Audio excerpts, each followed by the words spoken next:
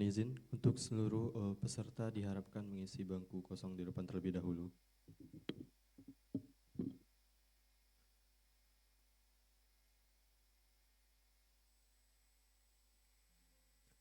Assalamualaikum warahmatullahi wabarakatuh. Selamat pagi dan salam sejahtera untuk kita semua. Yang terhormat, Kepala Departemen sekaligus Kaprodi Pendidikan Bahasa Inggris, Ibu Dr. Yuli Tiarina, SPD MPD.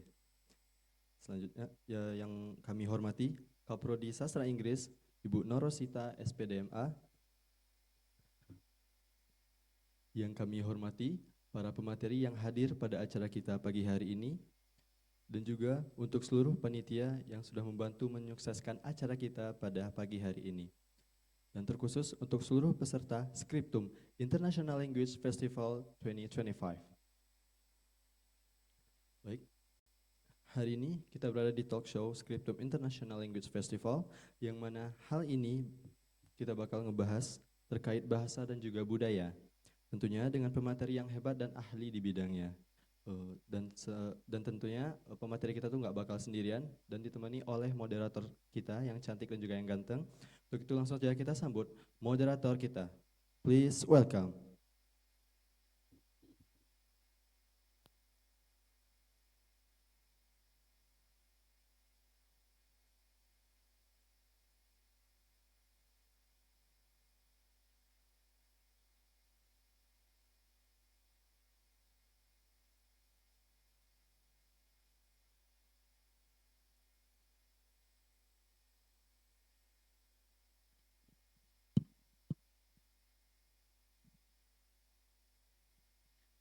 Assalamualaikum warahmatullahi wabarakatuh.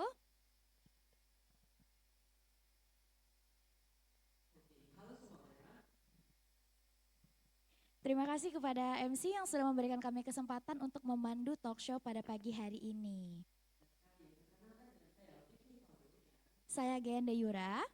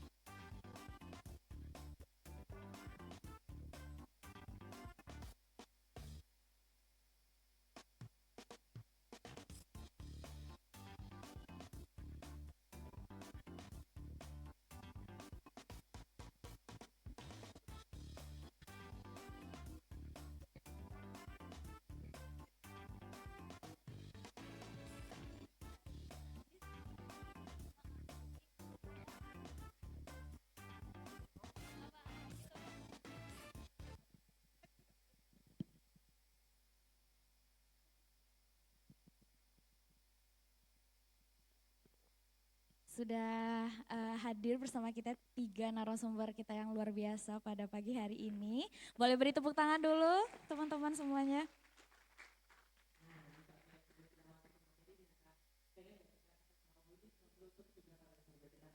Benar sekali, kenalan dulu, tak kenal maka tak sayang gitu ya.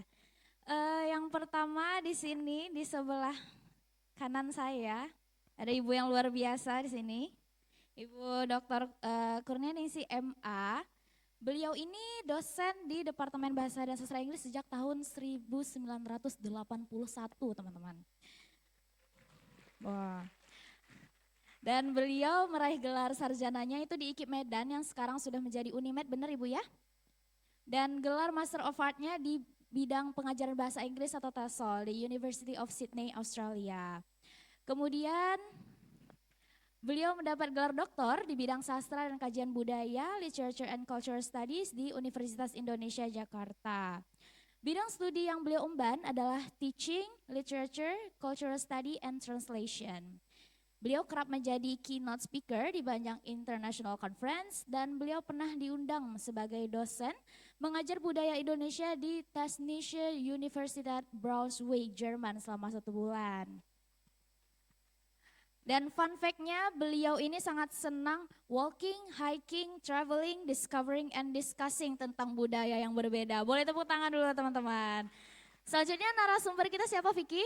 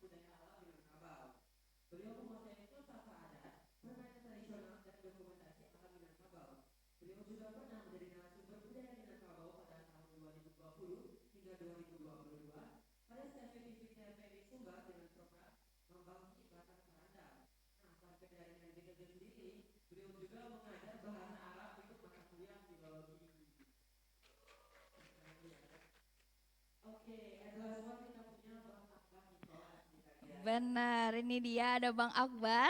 Abang ini adalah gitaris, komposer, penulis lagu, dan art director dan juga manajer proyek dari band metal asal Sumatera Barat Race yang dikenal memiliki production value tinggi baik di pertunjukan maupun karya musik berserta audiovisualnya. By the way nanti Race ini bakal tampil ya Bang ya menjadi guest star begitu.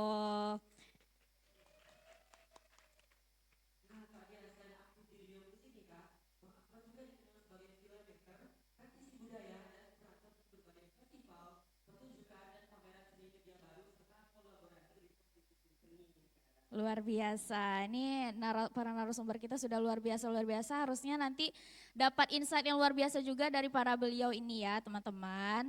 Baik, sepertinya kita langsung ke narasumber pertama yaitu Bang Akbar. Di sini kita ke garis besarnya akan membahas tentang bahasa sebagai perantara budaya di generasi sekarang nih Bang. Jadi mungkin Abang bisa nih menggambarkan atau menjelaskan, memaparkan ke audiens dan pemirsa yang ada di rumah atau yang ada di sini begitu. Bahasa dan komunitas di generasi muda atau gimana bahasa dan kreativitas sebagai jembatan gitu Bang. Dan yang terakhir bahasa dan budaya menurut Abang dan pengalaman Abang sebagai tadi praktisi budaya dan lain-lain gitu Abang. Silakan Bang, dipaparkan langsung.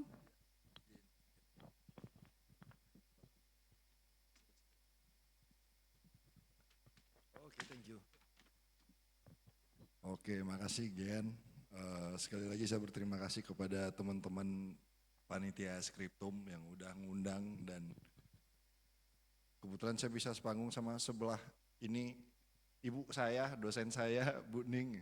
Saya digembleng habis-habisan sama beliau, jadi kurang lebih yang disebut Gian tadi itu gara-gara beliau.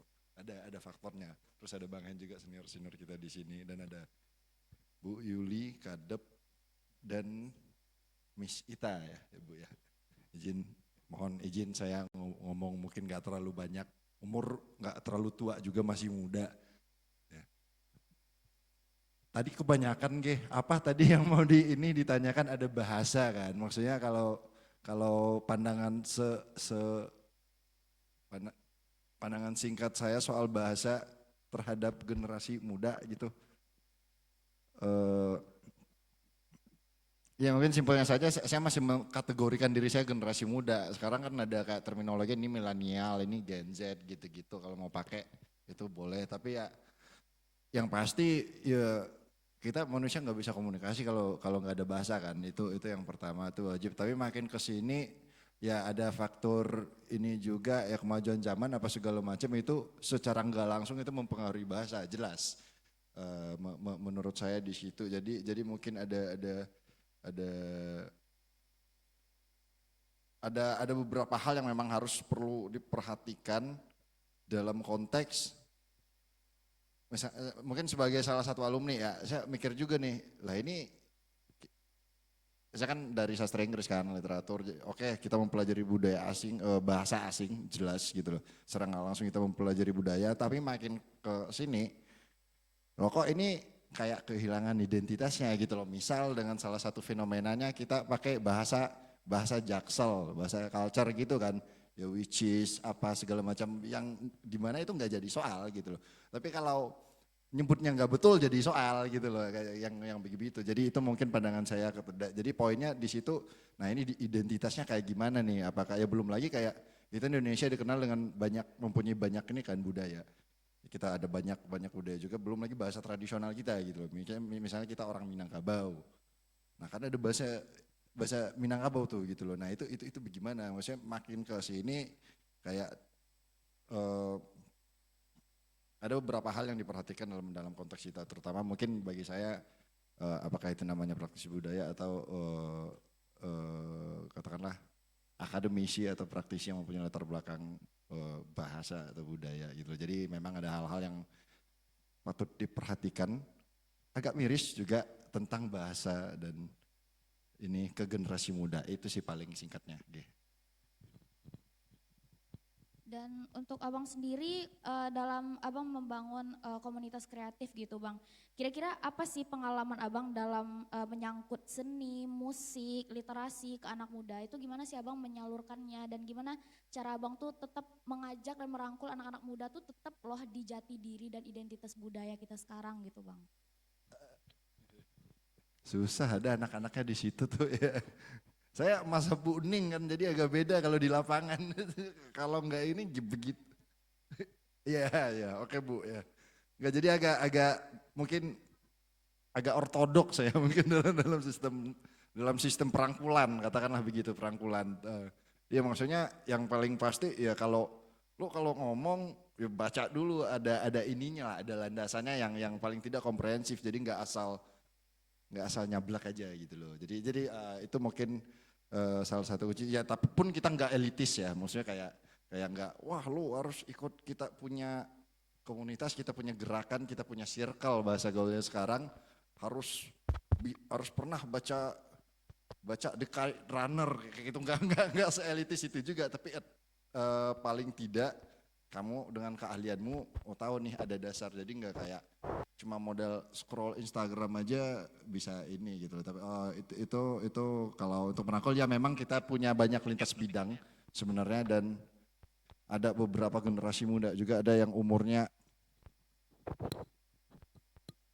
halo ada beberapa generasi muda juga di situ ya memang kalau untuk formula mungkin singkatnya saya untuk kalau formula mungkin agak ortodoks satu untuk perangkulan kita nggak punya batasan umur dan itu juga nggak ada batasan katakanlah film aja musik aja seni media baru enggak itu nyampur semua jadi dari situ mungkin kita sama-sama ada yang pernah dengar House of Wisdom nggak di Irak gitu-gitu. Jadi kita capaiannya ke arah situ. Jadi ada multi lintas disiplin yang di dalam itu berkolaborasi dengan satu tujuan. Contohnya misalnya ada beberapa yang udah kita kerjakan yang baru-baru ini misalnya kalau ada teman-teman di sini yang pergi festival Siti Nurbaya tahun ini dan tahun kemarin ada yang bikin kayak projection mapping itu ke cagar budaya itu dari teman-teman kita juga. Jadi poinnya kita lebih ke gerakan-gerakan yang kayak begitu gitu loh, apakah bikin film apa segala macam. Jadi ya dalam konteks proses perangkulan kita cukup mencoba mempunyai spektrum seluas mungkin, tidak terbatas oleh satu bidang seni dan ya katakanlah oh ini generasi itu generasi enggak kita ini semuanya dan tentunya pola berbahasa sangat berpengaruh di situ. Tapi untungnya ya mungkin kita punya pakem agak ortodok aja nggak masalah lu umurnya tua atau muda tapi yang jelas lu tahu yang lu omongin misal seperti itu aja udah. Baik bang, jadi menurut abang tuh kayak ya kita sebagai generasi muda ya kalau bisa membuat gerakan-gerakan yang lebih luas lagi cakupannya gitu ya bang. Dan itu tuh bisa juga lewat seni dan lain-lain di bidang abang tadi kayak ada musik, film dan lain-lain gitu bang. Terus kalau misalnya menurut abang seni, musik dan konten kreatif sebagai bahasa universal yang menyatukan generasi muda tuh gimana bang? Wah ini kayak pertanyaan jebakan. Saya mau jujur aja bagaimana nih maksudnya kayak apa kan? Yang pertama semua bidang seni yang saya kerjakan, katakanlah begitu. Kita mungkin bahasanya kita ngambil jalur kiri gitu loh.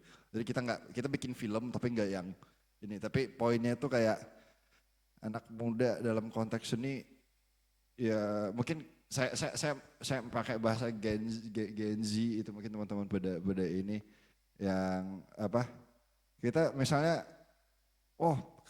saya milenial misalnya, wah Gen Z ini begini-begini mentalnya lemah apa segala macam begitu-begitu kan, jadi kita komplain kan. Kayaknya memang iya satu mungkin nggak tahu nih yang Gen Z pada balik ke saya marah-marah. Tapi begitu ada yang canggih nih, itu canggihnya nggak ketolongan gitu. Maksudnya emang beyond gitu. Maksudnya bisa kaget ya mungkin kalau kita bedah Gen Z salah satu karakteristiknya dia scrolling apa short term ini fokus di berapa banyaknya mereka udah terpapar dengan teknologi apa segala macam, begitu dapat yang fokus berarti dia punya kemampuan untuk ini nggak bisa gue mau itu lebih ngeri di zaman saya maksudnya di milenial kan kita agak di tengah nih ya, pakai pola yang ke atas juga pakai pola yang baru juga, tapi kita masih kayak kalau itu yang dibilang seniorku itu kayak langsung benar dulu baru kita mikir gitu loh. Nah kalau si Gen Z kan biasanya dia udah kayak skeptisisme ini udah menubuh, cuma mungkin kebanyakan ya itu gara-gara scrolling apa segala macam ini jadinya buyar. Makanya aku bilang begitu ada Gen Z yang canggih itu canggih yang nggak ketolongan gitu. Maksudnya mungkin bisa kita lihat di yang canggih ini dalam konteks bagus ya. Misalnya begitu dia ini emang gila, maksudnya emang keren, tapi kayak jumlahnya nggak banyak gitu.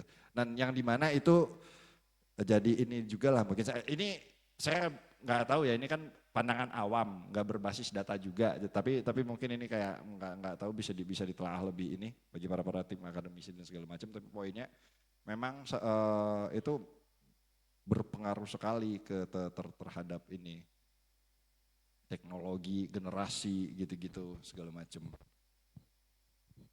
Saya nggak tahu itu udah menjawab apa belum. Ya ini atau saya muter-muter ini. Lanjut bang. Nah kan tadi abang udah bahas kayak udah dari generasi muda, terus tadi juga dari komunitas kreatif dan lain-lain gitu kan bang. Dan ini terkait bahasa dan budaya nih bang. Bahasa plus kreativitas, jembatan budaya generasi sekarang tanpa kehilangan identitas lokal gitu bang. Nah itu gimana caranya abang mempertahankan apa ya bilangnya identitas budaya, identitas bahasa kita tapi dengan kreativitas gitu bang. Karena kan banyak sekarang tuh kadang kalau orang udah bilang bahasa budaya, bosen gitu. Bahasa budaya ya apa gitu dibahas. Nah gimana sih kita tuh memunculkan ide kreatif dan menyalurkan itu tuh jadi lebih menarik orang untuk menangkap bahasa dan budaya, pentingnya bahasa dan budaya gitu bang. Itu caranya. Saya ditanyain caranya. Ya cara boleh dan perspektif abang juga yang sudah oke. abang lakukan berdasarkan pengalaman abang gitu. Oke. Bagi yang pertama mungkin kita bisa patokan kayak Korea aja nih. Saya yakin teman-teman di sini banyak yang suka Korea gitu loh. Itu secara nggak langsung bahasanya dan budayanya itu udah embed, udah gabung gitu loh. Nah, lucunya di kita ini kan kita konsumtif kan terhadap produk-produk itu. Saya nggak berani saya ngomong soal popular culture di depan Buding. Tapi ya memang harus lebih ini lagi karena memang kayak bagaimana kita punya kebanggaan akan aspek budaya dan bahasa kita sendiri itu cenderung tergerus dengan apa yang kita konsumsi itu gitu loh. Nah ini nggak ngaruh nih generasi mana aja kayak kena juga nih kayaknya mungkin highly unlikely. Tapi ya nah caranya gimana? Mungkin saya nggak pantas juga orang ngomong, tapi di beberapa hal yang kita lakukan, misalnya salah satunya misal projection mapping. Jadi ada cagar budaya. Jadi kurang lebih di Sumbar ada 250-an itu bangunan cagar budaya. Jadi kita tembakin satu-satu itu kan namanya nama seni visualnya itu projection mapping atau visual mapping bahasanya. Jadi kayak ada misalnya Geoweri, kalau teman-teman pergi ke jembatan Siti Nurbaya itu ada Geoweri, bangunan Geoweri. Nah itu malam lampu mati itu proyektor kita tembakin ke sono gitu loh. Kita menceritakan tentang Siti Nurbaya, Siti Nurbayanya Marah Rusli. Cuma kita dekonstruksi nih, si Situ Nurbayanya gitu loh.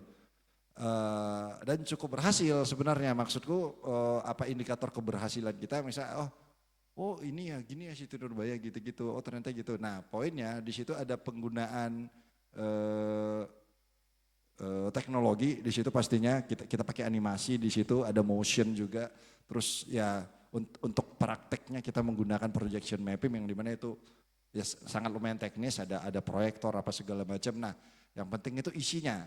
Situ Nurbaya mungkin nggak tahu ini Situ Nurbaya itu kayak gimana. Nah kalau kita coba ini itu kayak Bang Hen bisa bisa koreksi saya juga kalau saya salah, itu nggak salah, itu orang di balik itu dia bilang Siti Nurbaya itu punya mereka gitu loh. Ya, jadi ada ini. Nah itu kan menarik gitu. Nah itu menarik tuh. Jadi Mara Rusli ini karakter bukan, maksudnya profiling Mara Rusli ini bagaimana nih gitu loh. Nah, jadi enak kita lihat apakah bla bla bla dari profiling Mara Rusli. Terus misalnya kita masuk ke karakter. Misal nih Datuk Maringgi misal. Datuk Maringgi. Oke, Datuk Maringgi tua, genit gitu-gitu kan. Tapi dia pahlawan revolusi di satu hal, karena itu beririsan dengan perang Balasting, misal perang pajak. Jadi katakanlah dia salah satu tokoh masyarakat yang menggerakkan masyarakat dalam konteks mereka diperas oleh Belanda gitu-gitu loh. Sementara si Samsul Bahri mungkin simpelnya cuma gara-gara cinta sih nyokhianati negara ya, misal. Jadi kan itu ada penawaran. Nah, esensi di situ, ada budaya, ada sejarah di situ. Bagaimana kita memformulasikannya atau mempadu padannya yang pada nantinya kita ejawantahkan di ceplek seni baru, media mapping, visual mapping. Nah itu menurutku yang bagaimana cara yang kita pernah coba lakukan dan mungkin indikatornya agak menarik karena itu visual ya, manusia makhluk visual. Lampu mati adalah itu sedih itu nampak ya gitu. Mungkin dengan beberapa hal seperti itu gitu loh, untuk menemukan, harusnya ada banyak irisan antara ahli budaya, praktisi teknologi apa gitu, teknologi media baru mungkin lebih tepatnya, apa gitu, filmmaker apa gitu, audiovisual segala macam. Mereka harus ini dalam ini bagaimana sih cara kita mempadu padankan ini gitu loh, biar kita punya identitas nggak hilang. Kalau kita mau lawan K-pop itu kayak terlalu ini, mereka udah mulai dari 30 tahun yang lalu gitu loh. Misalnya gini, saya main metal ya kan, mau jago mampus saya main metal nggak bakal bisa saya ngelawan orang sono. Pertanyaannya, misalnya kita ambil esensi metal, dia main nadanya minor gitu loh. Di sini di Sumber, di Solok Selatan, misal ada namanya Ilau. Nah, minornya sama kita bisa masukin di metal. Nah, jadi kayak kalau kita main di sono, misal di luar negeri, mereka bingung loh, bisa kayak begini. Nah, itu maksudku kayak kita bisa loh, kita ada banyak khazanah kebudayaan yang bisa kita formulasikan gitu. Memang salah satu poin plusnya kita sebagai anak bahasa asing, ya, kita punya akses, maksudnya untuk mempelajari itu secara akademik, kita bisa mempelajari itu secara akademik. Tapi kalau saran saya, pelajari itu sebanyak-banyaknya, pergi ke sana wajib, lu sekolah sampai S3 ke sana wajib banget kalau menurutku. Tapi jangan sampai nanti kamu mengkerdilkan budayamu sendiri, jangan. Itu bahaya. Tapi maksudku ya, memang ada beberapa yang budaya-budaya yang agak rusak, tapi enggak ini, tapi ada khazanah yang kayak Ilau tadi misalnya, yang begitu-begitu itu emang di luar kagak ada gitu loh. Misalnya Bakawa misalnya, bagaimana cara orang itu ibaratnya peristiwa komunal secara nggak langsung itu merajut elemen-elemen masyarakat dalam konteks bertani, berarti agraris gitu loh. Nah, jadi ada banyak hal sebenarnya kemudian pelajari budaya asing sebanyak-banyaknya, tapi identitas kita jangan sampai hilang. Dalam konteks bagaimana memformulasikannya biar kita punya, katakanlah sekarang namanya ketahanan budaya, yaitu tadi harus banyak akademisi, praktisi ini yang praktisi budaya apa segala macamnya, bahasa beririsan langsung dengan katakanlah yang mana yang lagi beken sekarang, audiovisual. Jadi terus itu untuk memformulasikan hal-hal baru biar bisa inilah budaya kita gitu. Itu sih paling. Setuju sih Bang. Justru kolaborasi dari ahli budaya sama teknologi tadi itu yang membuat kita tuh jadi oh eye catching nih dilihat dari sejarah-sejarah tuh kita tampilkan dari visual mapping tadi gitu ya Bang kira-kira. Oke dicatat. Nah sekarang mungkin kita beralih ke narasumber kedua dulu ya Bang ya. Silahkan Vicky. Oke, terima kasih nih kepada Bang Nicholas yang udah nyampein materinya ya Kak ya. Jadi hari ini kita juga bersama dengan Ibu Ning. Nah, dengan Ibu Ning kita bakal membahas topik tentang English as cultural bridge in multilingual communication. Nah, materi ini berisikan tentang pengalaman pribadi menggunakan bahasa Inggris dalam forum multikultural, bagaimana bahasa Inggris membantu menghubungkan budaya berbeda, tantangan komunikasi meski menggunakan bahasa Inggris, misalnya perbedaan aksen atau misunderstanding budaya, dan juga pentingnya bahasa Inggris sebagai jembatan budaya bagi generasi muda. Kepada Ibu Ning dipersilahkan.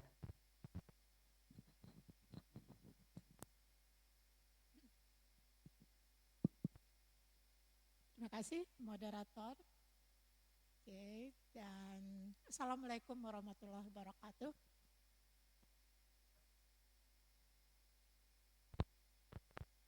Yang saya hormati nih sekarang Ketua Departemen kita barusan permisi keluar ya. Dan saya tahu hanya Ibu Sita yang di sini. Oke, mungkin ada ibu-ibu atau bapak dosen yang saya juga tidak begitu nampak. Dan saya ingin tanya apakah ini mahasiswa ini bahasa Inggris semua atau ada yang tidak bahasa Inggris? Ada yang dari bukan bahasa Inggris? Bahasa Inggris semua? Oh, ada Jepang ya maksud saya, mungkin bahasa Indonesia atau dari fakultas lain? Tidak ada, kita aja semuanya. Oke. Ya kalau ada yang dari luar boleh nanti kita tanyakan. Jadi saya akan memakai bahasa Inggris, nanti ada yang bisa Jepang. Nanti marah Pak Henga, enggak tahu anak saya nggak ngerti Bu katanya. Jadi saya akan menggunakan yang diberikan topiknya. Diberikan ini suara saya cukup jelas ya.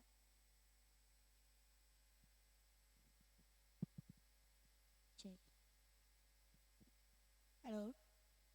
Sudah ya Kak? Sudah? Oke, suara saya cukup jelas ya. Oke.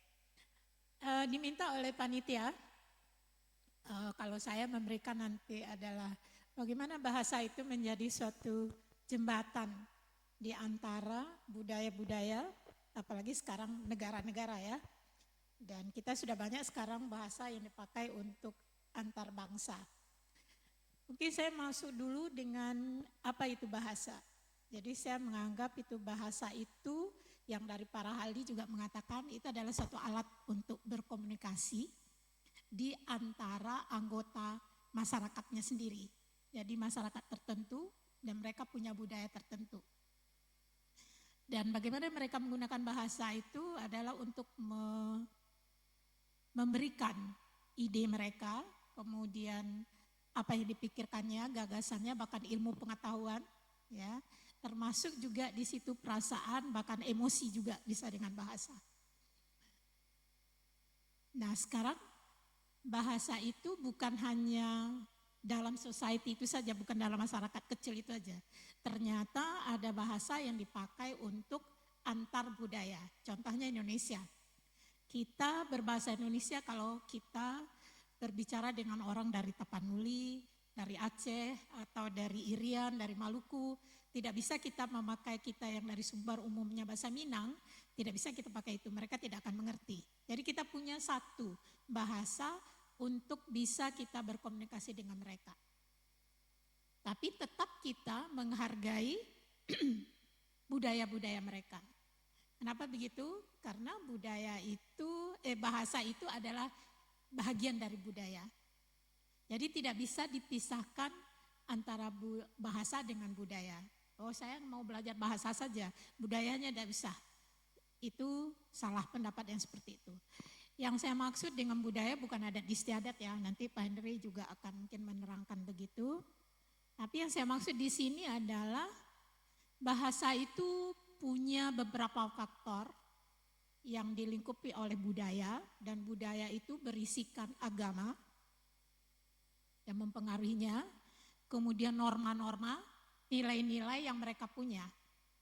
Dan itulah yang membentuk bagaimana seseorang berbicara, berpikir, dan memberikan pendapatnya. Jadi memang kita betul-betul menghargai ya ciptaan Allah itu, begitu cepatnya apa yang kita pikirkan langsung bisa keluar. Kita sakit hati langsung dengan apa. Tapi bagaimanapun kita tahu kepada siapa kita bicara itu. Marahnya pada siapa. Kalau saya marah pada mahasiswa langsung ya Pak Ber. Nggak ada tendang aling-aling, kalau salah ya salah gitu ya. Biarpun dosen saya katakan kalau itu salah gitu. Tapi caranya mungkin berbeda. Jadi setiap bahasa itu selalu punya pada siapa kita bicara. Tujuannya apa? Apa yang akan dibicarakan? Bagaimana caranya? Dan suasana yang bagaimana kita bicara itu harus dipikirkan. Jadi bagi yang kita belajar bahasa, itu tidak boleh diabaikan. Semua punya itu, semua bahasa punya itu. Tapi Pak Henry nanti menerangkan ya Minang, tahu dina nampe ya Pak. Itu orang Minang selalu mengatakan tahu dina nampe gitu. Enggak bisa diindonesiakan tahu di yang empat, enggak bisa. Enggak bisa karena itu adatnya. Dan itu dibicarakan nampe itu sedikit ya Pak Henry, enggak apa-apa. Pada siapa kita bicara? Sama besar, itu yang mendatar. Menurun pada yang kecil, juga kita berbicara, berkomunikasi, tapi caranya bagaimana? Pada yang lebih tinggi dari kita, lebih tua maksudnya, kalau Akbar kan lebih tinggi dari saya ya, tapi tetap anak saya gitu ya. Nah, oke, kemudian ada yang melereng ya Pak Henry ya, melereng itu dengan hiperlisan, dengan tidak boleh kita langsung-langsung gitu, walaupun sekarang kayaknya lah data senegari sadanya Pak, udah datar aja ya. Nah, jadi di bahasa itu juga kita lihat akan keluar norma-norma yang ada di dalam budaya itu, nilai-nilai yang ada di budaya itu yang dianut oleh anggota itu akan tergambar di dalam ketika kita memakai bahasa. Ya kan? Berarti kalau kita belajar bahasa, kita juga harus belajar budaya mereka. Tidak bisa kita hanya mengatakan bahwa saya tahu kata-kata semua paling banyak, mungkin lebih hebat dari kamus. Tata bahasa saya hebat sekali, tapi dijamin untuk berkomunikasi yang baik, salah, nggak bisa. Karena tata cara berbicara itu dengan pemilihan kata, dengan cara, nada, intonasi, apa kalau yang dari bahasa Inggris pronunciation, kalau dari bahasa Jepang nanti Pak Henry yang mengatakan lafaznya dalam bahasa Indonesia, itu beda. Dan kita cara bicara dengan emosi, menahan emosi juga ada cara-caranya. Disitulah letaknya kita sebagai orang berpendidikan, di mana kita letaknya bagaimana kita menggunakan bahasa. Nah, bahasa itu juga budaya Suraya. Budaya itu juga ada dua secara umum aja, ada yang hierarki, ada yang egalitarian. Kita di bahasa Indonesia, kita hierarki. Tidak bisa kita bicara saja kalau Anda ketemu dengan Ibu Sita, walaupun Ibu Sita mungkin lebih muda dari Anda katakan hai. Beliau adalah dosen Anda. Orang yang Anda hormati. Tidak bisa. Saya bisa beranda-anda ke Anda ya, karena Anda lebih muda dari saya. Jadi dengarkan talk show itu kalau kita lihat. Kemudian kita lihat dengan siapa kita bicara. Orang yang kita hormati walaupun lebih muda. Dengan siapa, orang yang lebih tua dari kita, atau itu formal atau tidak formal. Akbar barangkali banyak sekali itu pengalamannya dengan siapa bicara ya kan. Harus bagaimana dia, kalau enggak bisa proyeknya jalan. Hanya karena bahasa, Anda terputus. Karena komunikasi yang baik itu dari cara kita menggunakan bahasa. Anda harus tahu. Nah, yang egalitarian, jadi sebentar, kalau yang Indonesia itu selalu ada alamat panggilan. Kalau bahasa Inggrisnya itu term of address. Pada siapa kita? Indonesia kita umum sekarang ya Mbak, Mas, kalau kita bertanya Mas tolong, tidak bisa tolong, you siapa? Tidak bisa, pasti ada. Kalau yang kecil rasanya mudah dengan kita, karena pakai dek, Anda pakai itu. Tidak pernah kita panggil, tolong itu angkat itu, tidak bisa walaupun Anda kenal, kecuali itu teman Anda ya, terserah kalau udah biasa. Tapi teman pun merasa tidak enak main perintah aja, yuk siapa? Jadi bahasa itu juga menunjukkan pribadi ya. Nah itu di egaliter, jadi ada panggilan ibu, ada panggilan bapak, ada panggilan kakak, mas, mbak, sekarang yang umum di Indonesia ini mas dan mbak. Walaupun kita tidak dari Jawa, itu udah umum semuanya. Kalau di UI saya tahu dosen-dosen muda itu mahasiswanya panggil mas atau panggil mbak, tidak panggil ibu. Dosennya yang mau memberi seperti itu, tidak masalah kalau dosennya yang mengatakan itu. Tapi tidak panggil nama, tapi tidak pakai anda-anda ya. Itu satu, saya dengarkan. Karena saya barusan marah sama panitia kemarin. Ya, jadi apapun pertanyaan Anda, itu yang saya lihat. Itu tadi kita punya tema bed rest. Kalau budaya yang egalitarian, mereka sama saja. Makanya bahasa Inggris itu punya kata you, untuk siapa saja. Tapi jangan salah, you itu bukan artinya kau atau engkau, tidak. Tidak seperti kita, sinetron kita. Bapak ini gimana banyak, bapak ini, kau ini bagaimana, bapak sudah bapak kau lagi. Enggak mendidik sama sekali. Jadi di bahasa Inggris itu, you dalam bahasa Inggris kan enggak mungkin. Kian mengatakan pada saya, misalnya dia berbahasa Inggris pasti mengatakan, would you please repeat again, would you please. Enggak bisa dia, would you ibu karena takut ini, enggak bisa. Enggak ada bahasa Inggris seperti itu. Tapi jangan Anda terjemahkan. Bisa enggak kau terjemahkan terulang kembali? Bukan itu. Salah. Jadi yang belajar translation tolong ya. You itu tidak kau. Tergantung konteksnya siapa. Ibu atau bapak. Ya, jadi kalau hari ini pada Akbar dipanggil bapak rasanya sungkan juga ya. Maka Anda panggil abang. Oke, itu tema address di Indonesia. Tapi di Inggris bisa mengatakan Mr. Nicholas langsung. Bisa kita katakan. Ya, jadi ada hal-hal yang kita katakan. Makanya bahasa Inggris itu bukan berarti you itu dia ke bapaknya berarti kau, ke ibunya, ke neneknya. Tidak. Panggilannya tetap ada. Ada grandma, ada grandpa, uncle, auntie, ada. Sama dengan kita. Cuma kalau mereka beradik kakak ini panggil nama saja mereka. Gitu. Dan ke gurunya juga begitu. Saya dosen-dosen saya begitu kan. Saya tanyakan, what should I call you? Dia bilang, just call me John, just call me Willy. Ya kita panggil itu. Gitu. Tapi kalau anak-anak SD ke guru-gurunya yang sudah married pasti memakai Mrs. apa namanya. Kalau misalnya itu adalah namanya Reni Nicholas, maka panggil Mrs. Nicholas berarti the wife of Mr. Nicholas. Mengerti? Tapi kalau dipanggil Miss, Bu Sita nggak mungkin dipanggil Miss Sita. Dia sudah berkeluarga, sudah punya anak. Nah, ini ingin saya betulkan ya, apalagi Mem Sita, nggak ada dalam bahasa Inggris itu. Nggak ada, kalau sudah kita bicara, Mem, would you please Mem, ya Mem, kita dalam bahasa Indonesia juga, Mem tolong Mem, tapi ada Mem Sita, tidak ada dalam bahasa Inggris begitu. Jadi tolong ya, yang berbahasa Inggris atau yang mau belajar bahasa Inggris, tidak ada tambahan. Miss, Anda ini semua Miss, belum berkeluarga, makanya Miss. Ngerti? Nah, jadi ingat ya, bagi apalagi Anda dari pendidikan, dari sastra, dari linguistik, yang menggunakan bahasa, mungkin juga dari bahasa Jepang, kan saya bahasa Indonesia ya, jadi Anda bisa mengerti.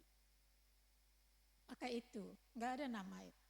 Yang kita panggil Miss itu, kalau Ibu Sita ini tadi Gia ini, katakanlah Gia ini anaknya Pak Hasan ya, nama suami istrinya, nama bapaknya Hasan. Maka kita panggil Miss Hasan. Atau Gia saja. Kenapa Miss Hasan? The daughter of Mr. Hasan, anak gadisnya Pak Hasan. Boleh. Maka mereka mengatakan just call my name. Gitu. Ya. Jadi itu tolong diperbaiki. Saya rasanya risih sekali saya mendengar nih kayaknya di Sumbar ini sudah keren betul, ada mem ini, mem itu, ada mem ref, mem pa. Nama saya nggak enak sekali, mem ning. Emangnya saya orang Vietnam? Enggak kan? Terus lagi ada yang saya tahu ya penemuan gajah yang paling besar itu, kalau nggak salah saya itu bukan di Kanada, Eropa sana. Sampai sekarang itu di daerah Rusia, itu nanya Manning namanya. Nah, jadi nama saya itu, mungkin saya gajah, enggak kan? Jadi saya nggak mau ya kalau Anda, tapi Anda berbicara dengan saya di bahasa Inggris ada pakai ma'am, boleh, nggak apa-apa. Atau ibu saja. Saya ikut internasional tiap tahun ya, internasional mulai dari sebagai pendengar, sebagai moderator, sebagai pemakalah, bahkan keynote speaker, pembicara utama. Gak ada yang memanggil saya, kita persilakan Mem Ning, tidak pernah sama sekali. Walaupun di Indonesia, selalu Ibu Ning. Di luar juga begitu. Ketika saya mengajar di Jerman, saya juga mengatakan, ketika saya mengenalkan I am Kurnianingsih from Indonesia, I'm going to teach you for 1 month. Saya bilang, call me Ibu Ning. Berapa panggil Ibu Ning? Dalam rapat majelis dosen pun, gak ada yang manggil Mem Ning, panggil Ibu. Gak pernah saya dengar itu. Jadi kemana-mana saya sudah ya, di Turki saya nggak dengar itu, di Inggris apalagi, di Australia apalagi, gak pernah. Saya kuliah gak pernah manggil dosen saya seperti itu. Jadi tolong diperbaiki. Ya, jadi sekarang ini ada Memge, masa Memge namanya kan aneh itu. Nggak ada itu. Apakah Anda memanggil, siapa namanya? Vicky. Sir Vicky gitu. Sir Vicky, I would like to talk to you Sir Vicky. Nggak ada. Sir Vicky lain artinya nanti, hati-hati. Jadi hati-hati untuk itu. Jadi makanya kita belajarlah, apalagi kalau anak bahasa Inggris diajarkan CCU ya, diajarkan. Mungkin ada di sini yang bekas murid saya, mungkin yang saya masuk di kelas saya, mungkin bisa juga. Ada yang tidak apa-apa. Tapi itu isinya, CCU itu adalah bagaimana menggunakan bahasa sesuai konteksnya. Konteks itu adalah social cultural context, artinya dengan siapa kita bicara, bagaimana caranya, semuanya ada. Jadi nggak bisa kita main-mainkan. Mungkin itu, mungkin kalau ada pertanyaan lagi saya tambahkan. Jadi tidak boleh kita menggunakan semau kita ya, apalagi bahasa Indonesia kan kita tahu bahasa Inggris kata-kata itu banyak, kita pakai aja. Nggak bisa, tidak bisa. Jadi satu contoh, saya ke Pematang Danau Toba, ya di Danau Toba, terus saya masuk ke toko, terus tiba-tiba datang bus rame, turun para turis. Apa dikatakan oleh penjaga-penjaganya? Come, look. Saya pikir ini ada hantu atau apa gitu ya, come, look. Yang tahu Cina kan begitu ya, look. Ternyata masuklah lihat-lihat gitu. Gak bisa sama sekali. Jadi Anda yang berbahasa Inggris di sini atau Anda yang berbahasa Jepang atau yang berbahasa Indonesia, tolong ajarkan yang benar bahasanya, pakai yang benar itu. Mungkin ada kalau ada pertanyaan nanti. Izin ya Ibu, berarti kan itu kebanyakan ada misunderstanding bahasa gitu ya Bu ya, tercampur sama budaya juga nih Bu. Nah menurut Ibu nih Bu, kalau misalnya nih kita yang generasi sekarang tuh terpaku dengan belajar budayanya itu kan tergabung gitu Bu, itu malah jadi hambatan gak sih Bu buat kedepannya untuk belajar bahasa Inggris Bu, karena translation itu tadi Bu? Maksud Anda ketika kita bahasa Inggris kita belajar bahasanya gitu? Iya, jadi budaya kan kayak tadi tuh Bu, misalnya kita menerjemahkannya tuh sesuai dengan budaya kita gitu Bu, jadi kan kadang gak nyambung gitu Bu. Jadi itu malah jadi hambatan gitu gak sih Bu buat kedepannya buat belajar bahasa Inggris gitu Bu? Sebenarnya budaya itu tidak menghambat ya. Kita bahasa Indonesia berarti kita mengikuti, kalau katakanlah karena saya orang bahasa Inggris ya. Gak mungkin saya singgung pula bahasa Jepang, marah apa ya nanti, turun beliau nanti. Ketika kita berbahasa Inggris bukan berarti kita menghilangkan budaya kita, tidak. Budaya kita tetap ada. Tapi bagaimana bahasa Inggris itu kita gunakan sesuai dengan punya mereka. Ini saya pernah pengalaman ya, pengalaman itu pemakaian vocabulary, kata-kata. Karena saya dulu waktu mahasiswa saya tinggal di International House, di asrama 20 negara. Jadi kami berbicara bahasa Inggris semua, enggak ada. Walaupun kita ada beberapa orang orang Indonesia sedikit sekali ya, mungkin ada dua atau tiga. Karena umumnya maunya tinggal di boarding house lebih murah gitu ya. Kalau saya tidak, Kalau bukan menyombongkan diri tidak, karena saya dosen. Jadi saya mau masuk di situ, saya ingin tahu bagaimana budaya doa mereka. Bagaimana saya mengajarkan pada mahasiswa. Maka ketika saya mengajar CCU itu lebih mudah bagi saya gitu, dari pengalaman. Nah ketika kita makan bersama, terus ada yang mengatakan dari India. Teman saya mengatakan, dia nanya pada saya tiap pagi, kami tuh kalau weekend agak santai makan paginya, pasti ditanya, what did you do this morning? Kan gitu. Yuk, mana tadi? Nah saya katakan saya keliling jalan. Dan saya tanya, saya tanya, Anda apa yang Anda lakukan? Dia langsung dengan bangganya, I rotate university. Semua orang, hah? Diam, gak ada yang ketawa. Diam semuanya. Terus ada yang bilang, that's ridiculous. Are you a giant? You rotate university? Ternyata maksudnya, saya mengelilingi universitas. Tapi dia pakai vocabulary yang dari kamus rotate, dia pakainya. Semua mengatakan, gak masuk akal. Hanya vocabulary. Mengerti ada? Hanya karena vocabulary saja. Jadi harus hati-hati untuk itu. Terus juga dengan anak Malaysia. Saya katakan kami akan rapat. Ada satu sesi kami dapat tugas karena di house itu macam-macam ya tugas kita. Satu kita rapat, saya katakan 7:30. Tapi dia tanya lagi, apa itu? 7:30, karena kita pikir sama-sama Malaysia ya, sama-sama Melayu. 7:30 ya, oke Ning, kita rapat 7:30 tepat ya, kita selalu tepat waktu.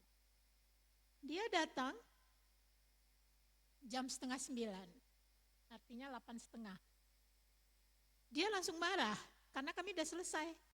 Dia bilang, you said, dia tidak bilang 7:30, tapi dia bilang, tapi 8:30. Saya bilang 7:30.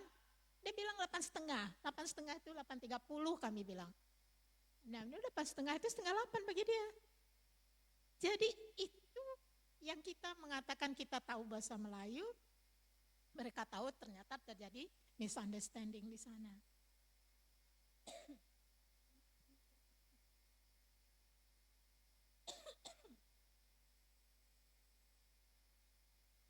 Maaf dulu ya.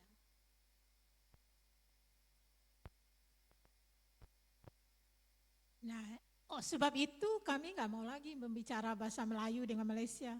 Lebih bagus bahasa Inggris. Nah itulah gunanya bahasa Inggris tadi untuk menjembatani kita. Belum lagi anak dari Thailand. Bagi Thailand tuh huruf konsonan N di akhir tidak ada. Tidak ada. Jadi ketika kita mengatakan I can, dia nggak bisa. Maka dibilang ketika kita mencari, tolong cari di situ ada, nggak ketemu, maka dia bilang, aku defy. Kita bingung, apa aku defy? Apa aku defy? Apa kita bilang gitu? Dia bilang, aku defy it. Apalah ini dibacanya gitu. Akhirnya ternyata dia mengatakan, I couldn't find it. Gak bisa, N itu gak ada pada dia gitu. Jadi bagaimana menanggulanginya? Kita tanya apa maksudnya, terus kita pergi ke situ kita tanya, oh itu ternyata maksudnya. Itu pengalaman antar negara yang beda-beda. Jadi perlu ya kita belajar bahasa yang baik itu. Kalau saya pengalaman itu ingat betul saya pertama kali sampai di Australia itu pagi, malamnya itu adalah New Year's Eve, tahun baru. Malam tahun baru semua orang pergi berkumpul ke Opera House, jadi teman-teman juga ikut. Nah di sana saya ketemu, karena saya dosen berapa kali saya dapat tamu, terus rektor manggil saya untuk menemani tamu, ketemu di situ. Saya megang trompet, anaknya tanya pada saya, did you boy it? Saya bilang, apa ini sekarang yang dibicara? Did you boy it? Bilang lagi, did you boy it? Terus saya bilang sama ibunya orang Payakumbuh ya, suaminya orang Australia, saya bilang, Uni, ini apa yang dimaksudnya gitu? Apa yang dibilangnya? Ternyata dia bilang, did you buy it? Nah, pronunciation Australia semua baru oe. Jadi makanya ke Australia itu selalu ada anekdot. Are you going to hospital to die? Kan today. Pasti kita bilang, no, not to die. Today maksudnya, to die. Ya, itu jadi apa namanya? Jadi untuk pertama itu saya pasti ingat betul kesalahan itu ya. Tapi kita belajar, nggak tahu kita tanya, what does it mean? Daripada sok tahu, tapi salah semua, komunikasi nggak terjadi. Ya, banyak sekali pengalaman itu banyak sekali. Ada lagi kami diundang oleh dosen-dosen, terus kami makan malam bersama dengan segala macam mahasiswa dari berbagai negara ya. Terus waktu pulang ada yang nyeletuk bilang, thank you for your hospitality. Dosen bilang, what? Ternyata maksudnya di kamus itu kan telah melayani dia, mengundang dia, mengurus dia. Tak cocok, cukup hanya dengan thank you for your dinner, cukup. Nah perlu enggak kita belajar itu? Perlu. Banyak sekali yang harus kita pelajari. Jadi bahasa bukan berarti menjamin karena Anda tahu vocabulary banyak, tata bahasanya pas, betul, tapi how to use that one itu yang enggak benar, enggak bisa. Komunikasi pasti break. Terjadi ending komunikasi. Paling tidak orang mengatakan kita rude. Ya, banyak itu kalau itu yang minta-minta, contohnya banyak. Itu waktu saya baru-baru jadi mahasiswa di Australia. Itu baru jadi dosen 2 tahun ya, langsung saya dapat MA. Anda belum ada di dunia ini, barangkali keluarga Anda juga belum, ibu dan ayah Anda pun belum pacaran barangkali ya. Belum, mungkin masih SMP gitu ya, tapi saya sudah ambil S2 waktu itu. Oke, ada yang tanya lagi? Oke, ini pertanyaan terakhir nih Bu. Berarti tadi kan emang bahasa Inggris itu penting banget ya Bu ya? Kenapa? Nah, Ulang bahasa lagi. Inggris itu emang penting banget gitu berarti ya Bu untuk kita sekarang Bu. Nah, menurut Ibu gimana sih Bu generasi muda bisa memaksimalkan peran mereka, peran bahasa Inggrisnya Bu untuk membuka kesempatan global itu Bu? Ya, kalau pemuda sekarang agak mudah ya saya rasa gitu. Kenapa? Anda punya IT ya, Anda punya Google, Anda punya apalagi AI, tapi AI yang benar ya. Saya tidak suka. Kalau saya lihat mahasiswa saya tiap minggu saya cek ya. Jadi ketika finalnya bagus sekali saya langsung itu AI bukan dia. Gitu. Jadi yang jadi mahasiswa sini pasti tahu. Nah, maksud saya itu kami dulu berbahasa Inggris itu saya minta tahun 1 semester 1 dosen kami itu dari Inggris. Dari Amerika dan tidak bisa berbahasa Indonesia karena dia baru sampai ke Indonesia. Bayangkan itu, sulitnya kami berkomunikasi, sulitnya dia juga berkomunikasi. Nah itu kami pakai penerangan gitu ya, artinya misalnya kita ini apa gitu ya, kita bilang air, tapi air apa kita bahasa Inggrisnya apa ini gitu ya, terus bilang ring. Jadi ada kadang-kadang seperti itu kita katakan. Ada cara kita untuk menggunakan menambah itu namanya strategi. Ya, jadi kalau misalnya mereka bertanya, contoh durian itu apa? Nah, durian itu apa? Kita susahkan. Enggak ada dalam bahasa Inggris, tidak ada dalam durian. Tapi kita mengatakan itu adalah semacam buah, tapi besar. Dia punya horn, banyak duri, dan di dalamnya ada seed. Seed itu penuh dengan meat-nya, kita terangkan seperti itu. Jadi akhirnya kita lebih lancar bahasa Inggris. Karena kita harus menerangkan, dia juga begitu, nggak mengerti kita, dia terangkan juga begitu. Itu bayangkan, sampai tamat dosen kami bertukar-tukar, tapi selalu orang pertama kali ke Indonesia. Itu dulu. Waktu saya di KIP Medan ya, bukan di sini. Nah, kemudian banyak sekali, apalagi semester 1 itu kami sudah punya kamus pronunciation harus. Sekarang kalian nggak punya kan ya? Sudah tamat pun nggak tahu bentuk kamus pronunciation itu. Kami wajib punya itu. Kamus pronunciation. Nah sekarang mungkin tidak begitu penting karena tidak terdengar bagaimana pronunciation-nya. Tapi Anda bisa dengarkan di YouTube, di mana-mana banyak sekarang kamus terbuka untuk pronunciation itu. Tapi janganlah pronunciation Singapura, no good lah. No, I don't walk lah. Itu tidak juga orang yang berpendidikan, teman-teman saya yang sekolah di universitas nggak pernah bicara seperti itu. Jadi yang bicara-bicara begitu, itu bukan berarti tidak berpendidikan, jangan itu ditiru gitu. Jadi rajin mendengarkan talk show, itu bagus karena bagaimana cara memberikan pertanyaan, bagaimana dia menjawab, dan segalanya itu dengan talk show. Film-film yang bisa Anda lihat, bisa pronunciation diulang-ulang, kemudian Anda rekam, kemudian ulang. Ini kalau Korea drama direkam. Kalau Anda sedang belajar Korean, tidak masalah. Tapi ini ke Korea-Koreaan, padahal kita belajar bahasa Inggris. Nggak bisa begitu. Kecuali saya 2 Bu, Korea juga bisa. Boleh silakan. Tapi kedua-duanya kita pakai. Ya, karena ini ada yang letting abral atau di bawah abral sedikit ya, sama dengan Sari. Si Wening. Oh sama. Wening itu dia bahasa Inggris sastra. Tapi dia kerja di kedutaan di Korea. Kerjanya hanya menerjemahkan bahasa Korea ke Indonesia. Berapa gajinya coba? Itu dari UNP ini, dengan Abrar.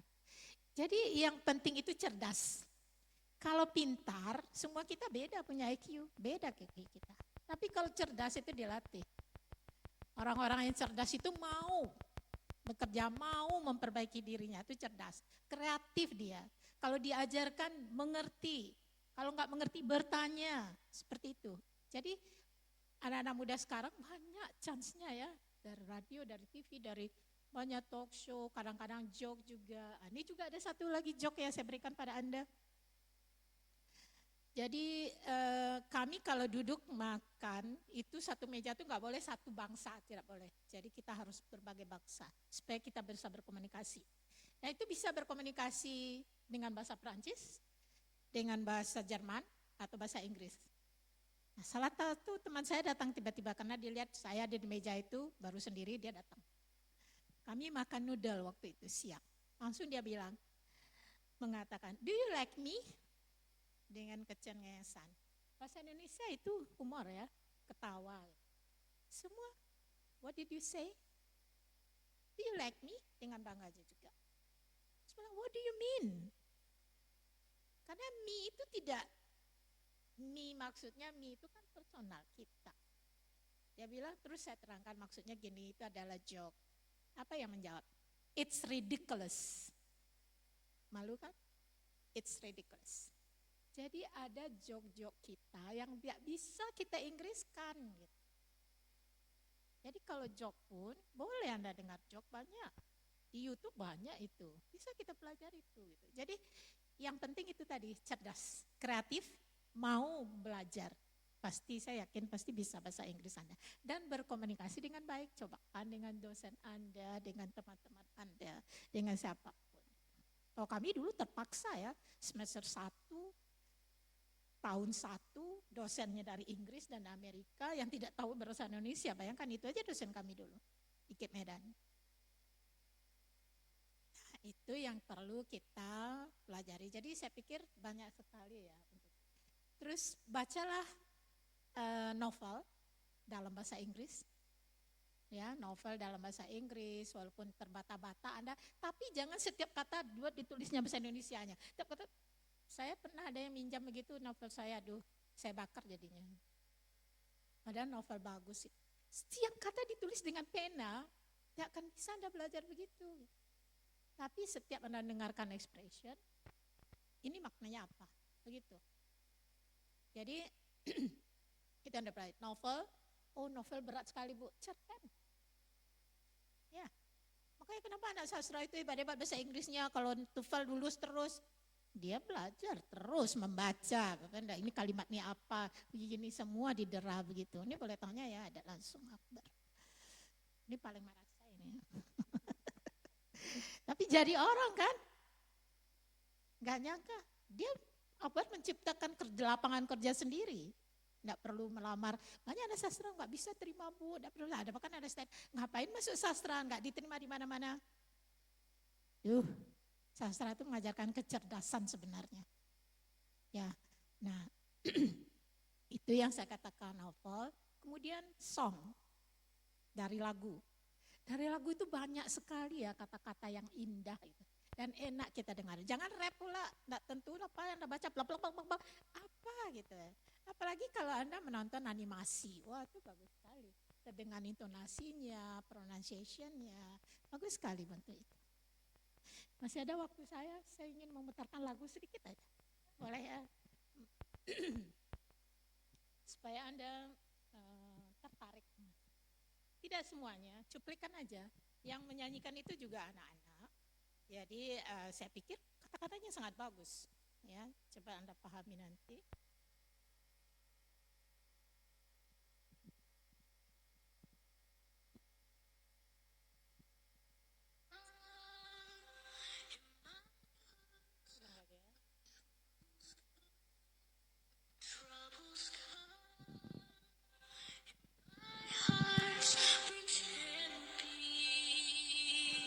Ulang lagi ya.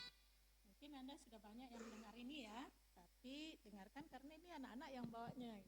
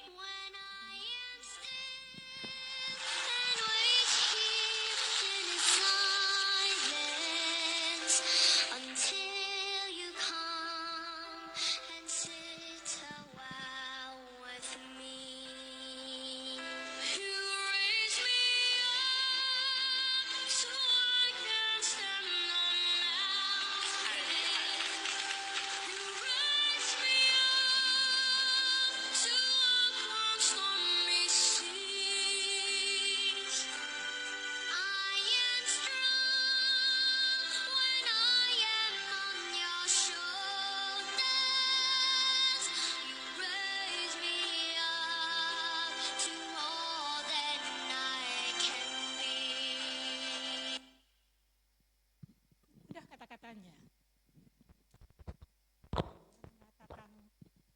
Mengatakan dengan mengatakan bahwa ya, because of you I can stand on your shoulder. I can stand on the stormy sea. Dari mana kita dengar stormy sea? Kita nggak pernah mendengar itu. Tapi karena lagu ada stormy sea. Air yang gelombang yang menjadi-jadi besar itu stormy sea. Kita dengarkan itu. Dan because of you kan gitu. Nah, when troubles come, jelas-jelas pronunciation-nya. Jelas. Jadi kalau mendengarkan lagu itu dengan yang seperti itu. Anda bisa ulang kembali ya, cari lagu itu. Bisa. Raise Me Up pasti kenal semuanya. Saya harap. Jadi orang bahasa Inggris itu bukan hanya bahasa saja, pasti mencintai lagu-lagu. Cuman mungkin tidak bisa sebagai penyanyi yang bagus. Saya enggak penyanyi, tapi saya suka sekali dengan lagu-lagu. Banyak sekali kata-kata yang saya simpan dalam lagu-lagu itu. Oke. Baik, kami ucapkan terima kasih banyak kepada Ibu Ning. Berarti emang benar ya Bu, kesempatan buat belajar sekarang tuh banyak banget ya Bu. Mulai dari teknologi, komunikasi, bahkan dengan karya-karya kreatif ya Bu ya. Ada cerpen, lagu, bahkan animasi pun ya Bu. Terima kasih banyak kepada Ibu Ning. Oke, untuk pemateri terakhir kita punya siapa nih Kak Gian? Baik, kita ke pemateri atau narasumber terakhir. Izin, Henry Sensei, kita ingin berdiskusi nih tentang Japanese language as a bridge between tradition and Minangkabau perspectives. Jadi bahasa Jepang adalah jembatan dari tradisi budaya Minangkabau. Maaf, jadi bahasa Jepang menjadi jembatan between tradisi dan Minangkabau perspektif. Jadi mau lihat sudut pandang Bapak nih, gimana sih budaya Jepang itu sendiri dan budaya Minangkabau. Apakah ada kemiripan atau memang 100% kontras gitu dengan budaya kita, dan bagaimana sih menjembatani, karena kan di sini kita di Sumatera Barat nih ada teman-teman dari bahasa Jepang juga gitu Sensei. Jadi boleh Sensei izin dipaparkan. Oke, terima kasih. Pertama izin Bu Ning, Akbar. Mungkin sebelum masuk ke sana ya, mohon maaf ya moderator, karena ada yang lebih senior dari Anda gitu loh. Tadi Bu Ning ada menyinggung sedikit, minta tanggapan saya ya, tentang nanampe tadi ya Bu Ning ya. Tapi sebelumnya ada Akbar juga minta tadi tentang apa sedikit ketika berbicara tentang karya-karya Muyamara Rusli, Siti Nurbaya, dan ada siapa tadi, Sengsara Membawa Nikmat satu lagi ya. Ya. Apa tadi? Siti Nurbaya, satu lagi siapa? Bailau ya, Bailau Solok Selatan kan, Bailau Solok Selatan. Ternyata itu genre masuk metal ya. Tapi intinya secara konseptual kan Bu Ning sudah menyebutkan itu kan lebih kepada bunyi ya.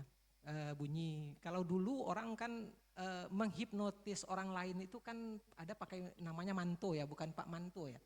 Manto itu kan mantra.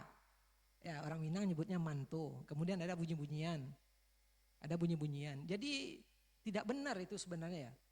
Kan ada orang yang katanya diguna-gunai pakai mantra, diguna-gunai pakai alat-alat musik, ada ini segala macam. Itu kan sebenarnya permainan bunyi dan permainan kata. Yang mantra itu permainan kata, itu penyair-penyair ini nih punya kerja. Yang bunyi-bunyian juga penyair-penyair nih yang punya kerja, dia lewat musik kan, lewat musik. Makanya selalu seperti ini. Pernah ada kejadian di sini kan, yang terbaru itu kan ada yang kesurupan waktu itu ya di auditorium. Terus saya bilang apa? Ngomong apa? Kesurupan apa? Kenapa kesurupan? Lagi dengar musik Pak. Musik apa? Gending Jawa. Oh pasti yang kesurupan kebanyakan orang Jawa itu. Dan ternyata iya ya. Ternyata iya. Karena bagaimanapun budaya kita, bunyi-bunyian dengan apa kita hidup, tumbuh, sair-sair apa kita tumbuh, itu membentuk skema kita ya. Dan cuman itu yang akan menghipnotis kita. Tidak mungkin yang lain-lain gitu. Tetapi meskipun demikian, di belahan dunia manapun mereka juga punya bunyi-bunyian itu. Dan tidak menutup kemungkinan ternyata bunyi-bunyian kita sama. Bunyi sedih kita ternyata sama dengan bunyi sedih orang di negara lain. Ya, ada itu. Pas di syair juga seperti itu kan, mereka bermain dengan vokal. Makanya ada di sastra, saya nggak tahu persis itu kan ada bunyi kakafoni, efoni, apalagi ya Bu ya. Ada bunyi-bunyian seperti itu ya. Nah, sehingga apa? Sangat potensial. Karya seni itu sangat berpotensi untuk mengembangkan atau memperkenalkan budaya kita keluar. Kan banyak yang ternyata yang sealiran. Kalau di bahasa dulu kan ada namanya linguistik komparatif ya Bu ya, untuk menemukan persamaan-persamaan dari sisi bahasa kita dengan orang gitu. Banyak sekali itu gitu. Tapi sayang ya kalau untuk Sumbar dulu ya sebenarnya saya agak sayangkan. Kenapa saya sayangkan? Karena kalau di Pameo yang berkembang itu kan jangan pernah buat seniman atau sastrawan jatuh cinta atau patah hati. Dan saya curiganya yang Minang ini banyak patah hati. Sebab kan Siti Nurbaya patah hati.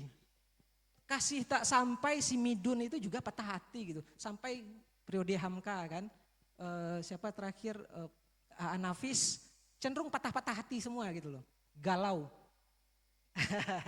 Sehingga apa? Kita nggak bisa bantah bahwa karya sastra itulah yang memperkenalkan budaya Minang keluar. Orang tahu budaya pernikahan di Sumatera Barat gara-gara Siti Nurbaya. Cuman sayang keluar dari orang-orang yang patah hati gitu, bukan orang yang jatuh cinta. Besok ini Vicky bikin karya selagi jatuh cinta gitu. Jangan pas jatuh hati gitu. Karena gimana pun orang mengatakan seperti ini ya, bahasanya mencerminkan orangnya. Ya, bahasa itu mencerminkan budaya, mencerminkan orang, mencerminkan budaya. Ketika kita berkarya seperti itu, seolah-olah orang beranggapan itu loh karya kita. Makanya yang terbaru yang ribut-ribut kan apa ya? Kan sampai ketua LKAM mengomentari ya, konten carui. Itu kan sampai dikomentari oleh LKAM ya. Ingat ya, yang dilarang tuh bukan caruinya ya, jadi Anda nggak perlu khawatir, tapi kontennya gitu. Kontennya. Sebab kalau caruinya kan melekat di sini nih. Anda belajar bahasa Inggris, kalau kesal tuh pasti puasnya bahasa Minang, nggak mungkin bahasa Inggris gitu loh. Ya karena bahasa cerminan budaya kan, budaya. Pastilah budaya kita yang akan melekat kayak gini ya. Ya, cuman tadi namanya kita memperkenalkan budaya kita keluar, ya tentu hendaknya dengan hal-hal yang positif itu ya. Kemudian mengenai nanampe ya, nanampe Bu Ning menyinggung persoalan nanampe tadi. Nanampe itu untuk aplikasi ya, untuk aplikasi nanampe di ucapan ya, secara ucapan itu nanampe, tetapi secara materi atau bentuk lingualnya nggak ada sebenarnya ya. Karena dari segi bentuk lingual kan sama ya. Sama makan juga, Bu Ning makan,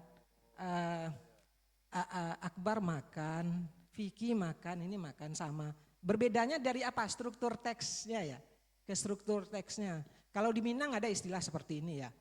Di Minang mengenai struktur teks Anda berbicara itu ada yang ini, tanta puntiang kaulu di bawah kiliran taji, asamulo kato daulu, tigo limbago nantajali. Pertamo sambah menyambah, kedua baso basi, ketigo sirih jo pinang. Yang isi pembicaraan mana sebenarnya? Itu yang sirih pinang ya, sirih pinang. Tapi sebelum sampai ke sana Anda dianjurkan ngapain dulu? Yang pertama sambah menyambah. Tunjukkan rasa hormat kepada Anda, ke siapa Anda. Dan itu kan cenderung ke yang tadi ya, yang ke atas ya. Mendaki mau tak mau harus seperti itu kan. Ya. Harus, itu tuntunan budaya kita.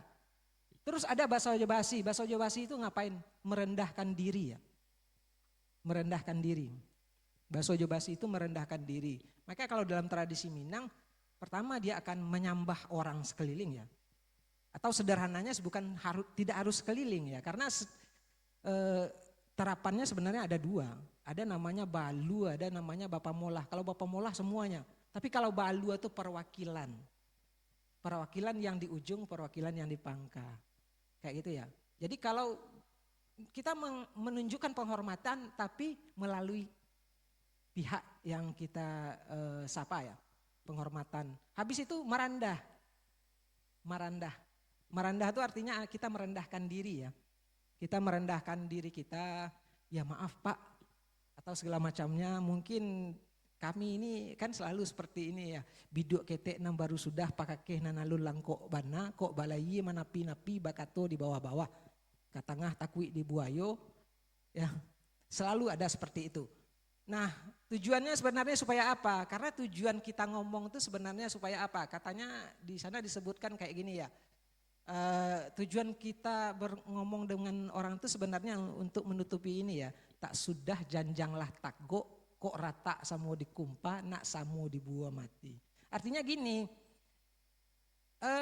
orang tidak akan mempermasalahkan isi yang kita sampaikan banyak kurangnya, enggak masalah.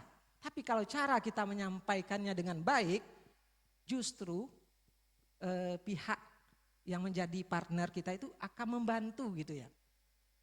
Akan membantu kita gitu. Kalau di Minang strateginya jadi seperti itu gitu. Strukturnya itu mengenai yang nanampe tadi ya. Oke, baru masuk ke pertanyaan dari siapa? Yang di nanampe satu mungkin yang jarang dipahami orang ya. Yang malereng tadi ya, kan kebingungan arahnya kemana itu. Kalau mendata jelas alahnya sama besar. Kalau mendaki jelas ke lebih tua, nurun jelas ke bawah. Yang melereng mana? Melereng itu sebenarnya orang baru. Makanya dimetaforkan dengan sumando. Sumando itu orang baru di sebuah rumah ya. Ya, jadi yang itu orang baru. Nanti kalau di gerak, seni gerak ada di sile namanya langkah ampe. Itu juga sama itu. Bagaimana menghadapi strategi apa yang kita pilih ketika menghadapi orang yang baru kita nggak tahu sama sekali loh kemampuannya. Kayak gitu ya.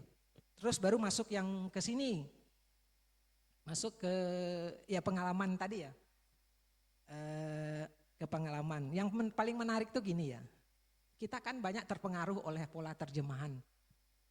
Ya karena tidak percaya diri dengan kemampuan, dengan apa yang kita pelajari selama ini, tidak percaya diri, akhirnya ngapain? Mengandalkan terjemahan. Nah itu ada kasus ya. Contoh kasus yang pernah saya temukan tuh misalnya kayak gini. Menanyakan apakah Anda bisa gitu. Itu tuh kayak nggak etis ya, can you gitu. Ternyata orang tuh cenderung pakai do you ya Bu ya. Karena menanyakan kemampuan orang itu kayaknya kurang etis.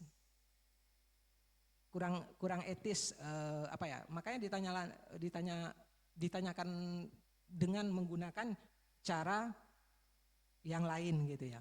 Anda tidak ini kebiasaan di bahasa Indonesia nih. Kemudian yang di bahasa Indonesia yang kekeliruan kita juga sering apa ya?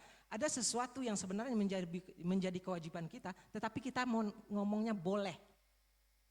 Misalnya kayak gini, ini minuman ya. Anda ngundang narasumber, kan seharusnya Anda kasih minum. Lalu narasumbernya nanya, ada minuman enggak? Oh ibu mau minum? Boleh. Nah itu mengesalkan sekali tuh. Orang Jepang tuh kesal sekali dengan orang Indonesia, salah satunya itu. Itu peristiwa-peristiwa misalnya kayak gini, atau ke hotel. Pas dia sudah dibawa, diajak ke hotel, tahu-tahu welcome, kayak yang air itu enggak ada. Dia tanya, orang kita kan cenderung menjawab, oh Anda mau itu? Boleh gitu. Apakah tidak kewajiban Anda gitu? Kan kewajiban Anda. Nah, ini ada problem di sana ya. Dalam ini. Itu kan dibahasakan ya, Anda membahasakan menurut logika kita. Padahal apakah logika kita itu didasari oleh pengetahuan budaya? Enggak. Kalau di budaya kita pun Anda melakukan itu mungkin orang akan marah juga. Kewajiban Anda bukan, pasti. Ya, cuman ya tadi ya, kita cenderung berbahasa ngapain? Seperti ya karena ada aplikasi, Anda mengandalkan aplikasi gitu. Bagus menggunakan itu, tetapi ingat konteks bahasa itu kontekstual harus ya. Alhamdulillah sekarang teknologi sudah berkembang. Kalau di zaman kami belum ada itu ya, jadi hambatan geografis itu betul-betul mengganggu. Karena kapan bisa berkomunikasi dengan Jepang? Maka angkatan saya masalah paling rumit itu apa? Tidak percaya diri dengan bahasa yang dipelajari. Benar ya orang Jepang ngomong kayak gini? Ya, ada problem. Dan terkait sebagai jembatan tadi ya, jembatan misalnya kayak gini. Kita mensurvei anak-anak yang masuk prodi pendidikan bahasa Jepang. Ya, dari berbagai latar belakang ya. Dari berbagai belakang. Ternyata yang mempengaruhi mereka sehingga mereka ngambil bahasa Jepang itu apa? Yang paling banyak tuh anime. Terus 2014 ya sempat itu dosen-dosen kumpul di apa? Di Kansai. Ya Kansai Center. Itu tuh lucu juga. Pas ditanya-tanya sampaikan hasil survei masing-masing. Rasa hasil survei masing-masing dari negara-negara yang berbeda itu anime. Artinya apa? Anime menjadi jembatan yang menjembatani mereka ya. Anime yang benar. Dan anime ujung-ujungnya bahasa Jepang kan. Bayangkan kalau seandainya karya Akbar misalnya nanti membuat ya bisa saja musik-musik genre-genre yang kultur nih ya. Kayak gitu kan. Mau tak mau orang tuh harus belajar Minang kan. Enggak bisa tidak gitu. Enggak bisa tidak. Kita sekarang tidak bisa mengatakan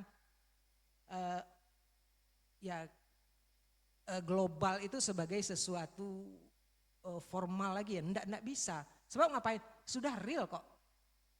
Sudah real. Makanya saya kadang-kadang agak tersinggung orang jurusan lain menceramai kita tentang kesadaran global, itu saya agak tersinggung sebenarnya gitu. Karena orang ngambil jurusan bahasa itu pasti karena kesadaran global, apalagi bahasa asing. Ya kan? Emangnya Anda belajar bahasa Inggris gara-gara pengen ngomong dengan Bu Ning? Kan gak mungkin. Pasti pengen ngomong dengan orang luar kan? Pasti bahasa Jepang juga seperti itu. Pasti karena pengen menjalin komunikasi keluar. Ujung-ujungnya kalau komunikasi pasti relasi kan? Jaringan, membentuk jaringan ujung-ujungnya nanti gitu. Pasti saja itu gitu. Jadi kalau bahwa bahasa itu jembatan untuk memasuki era globalisasi itu pasti ya.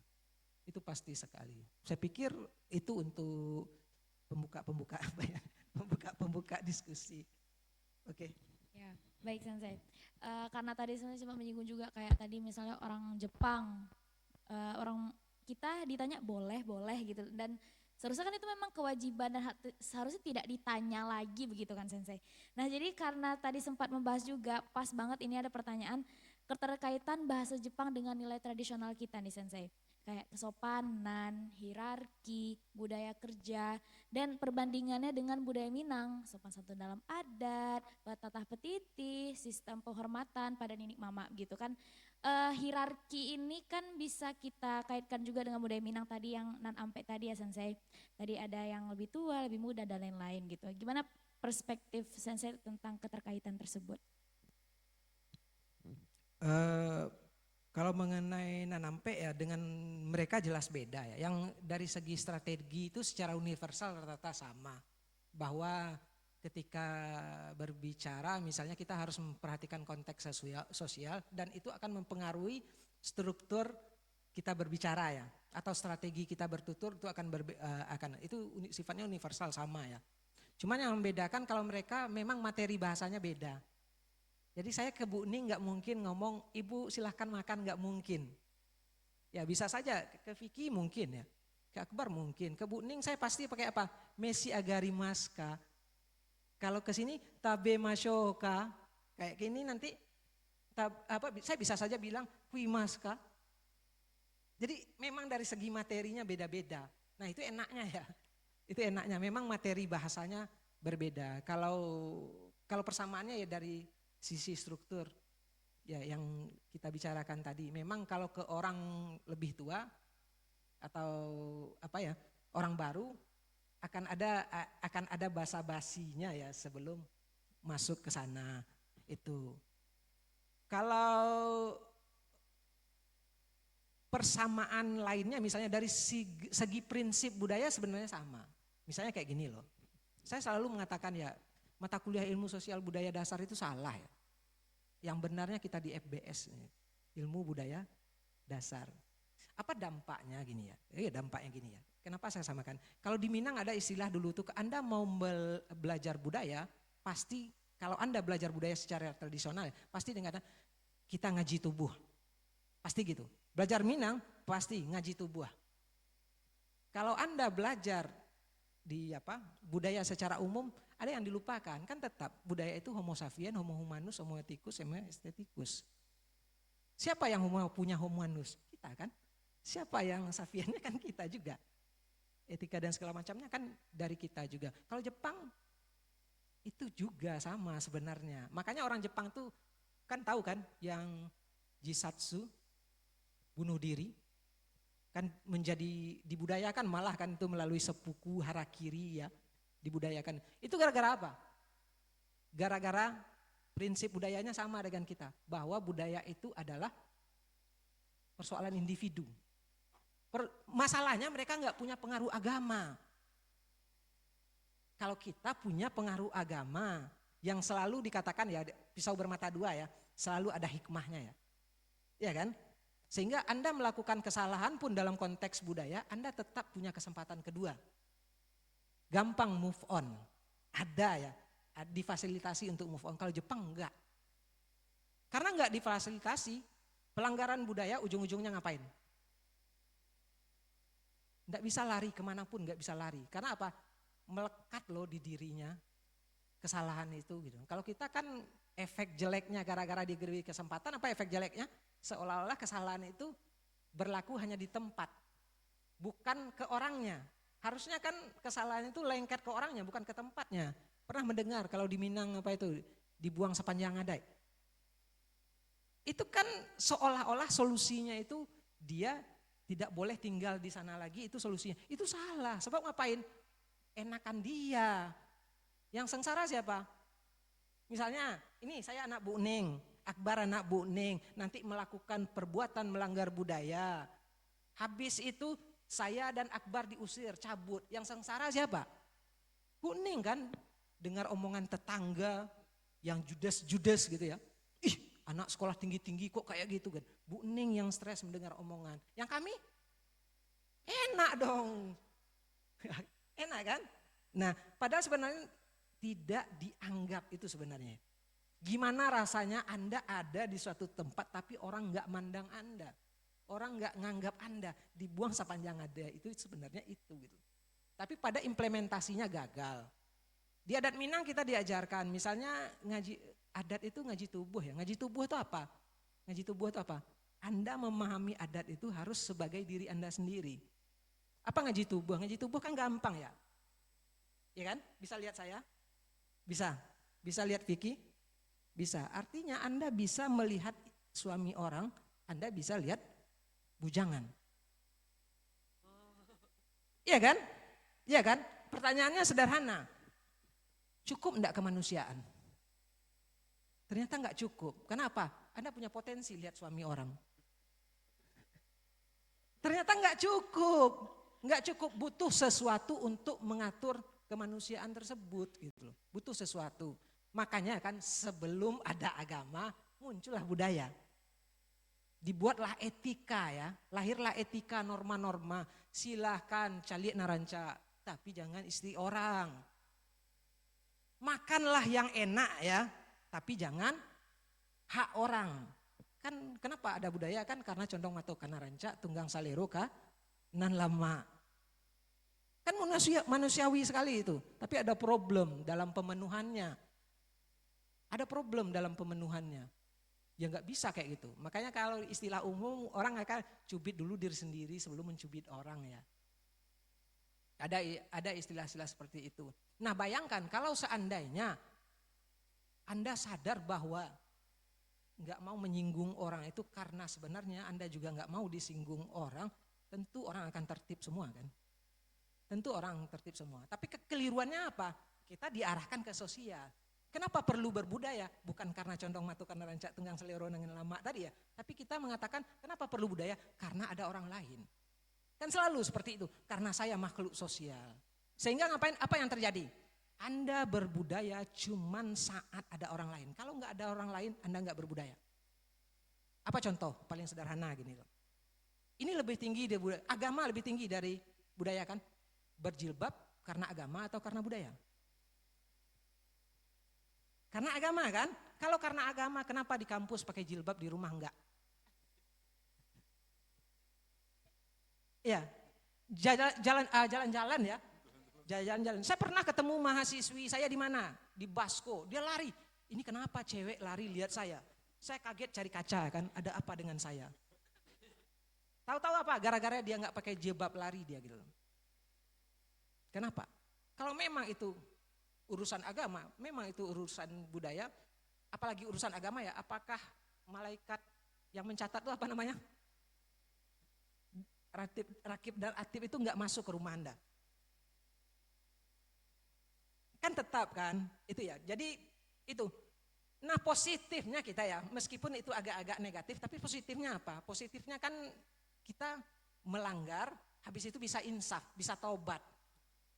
Kita bisa tobat habis itu gitu ya. Bisa tobat. Tapi orang Jepang nggak tahu tobat, makanya bunuh diri. Fasilitas tobat tuh nggak ada. Makanya mereka pada akhirnya bunuh diri gitu. Jadi sebenarnya kalau persamaan, prinsip budayanya sebenarnya sama.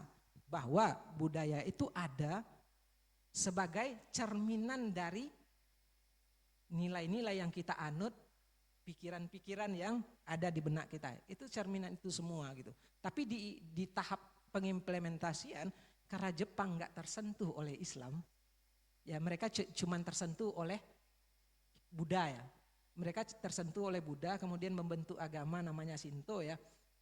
Kesempatan kedua itu enggak ada. Makanya pada akhirnya ngapain? Ya, enggak ada jalan lain. Apalagi di zaman sekarang kan, enggak perlu harakiri yang menyakitkan kan. Tinggal lompat ke Shinkansen, lewat. Kilat khusus kan. Kalau mati itu enaknya kan kilat khusus. Enggak perlu sakit-sakit.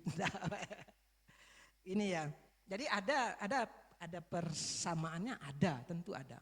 Persamaannya sebenarnya di sana. Perbedaannya mungkin kayak gitu ya. Kita harus sadar ini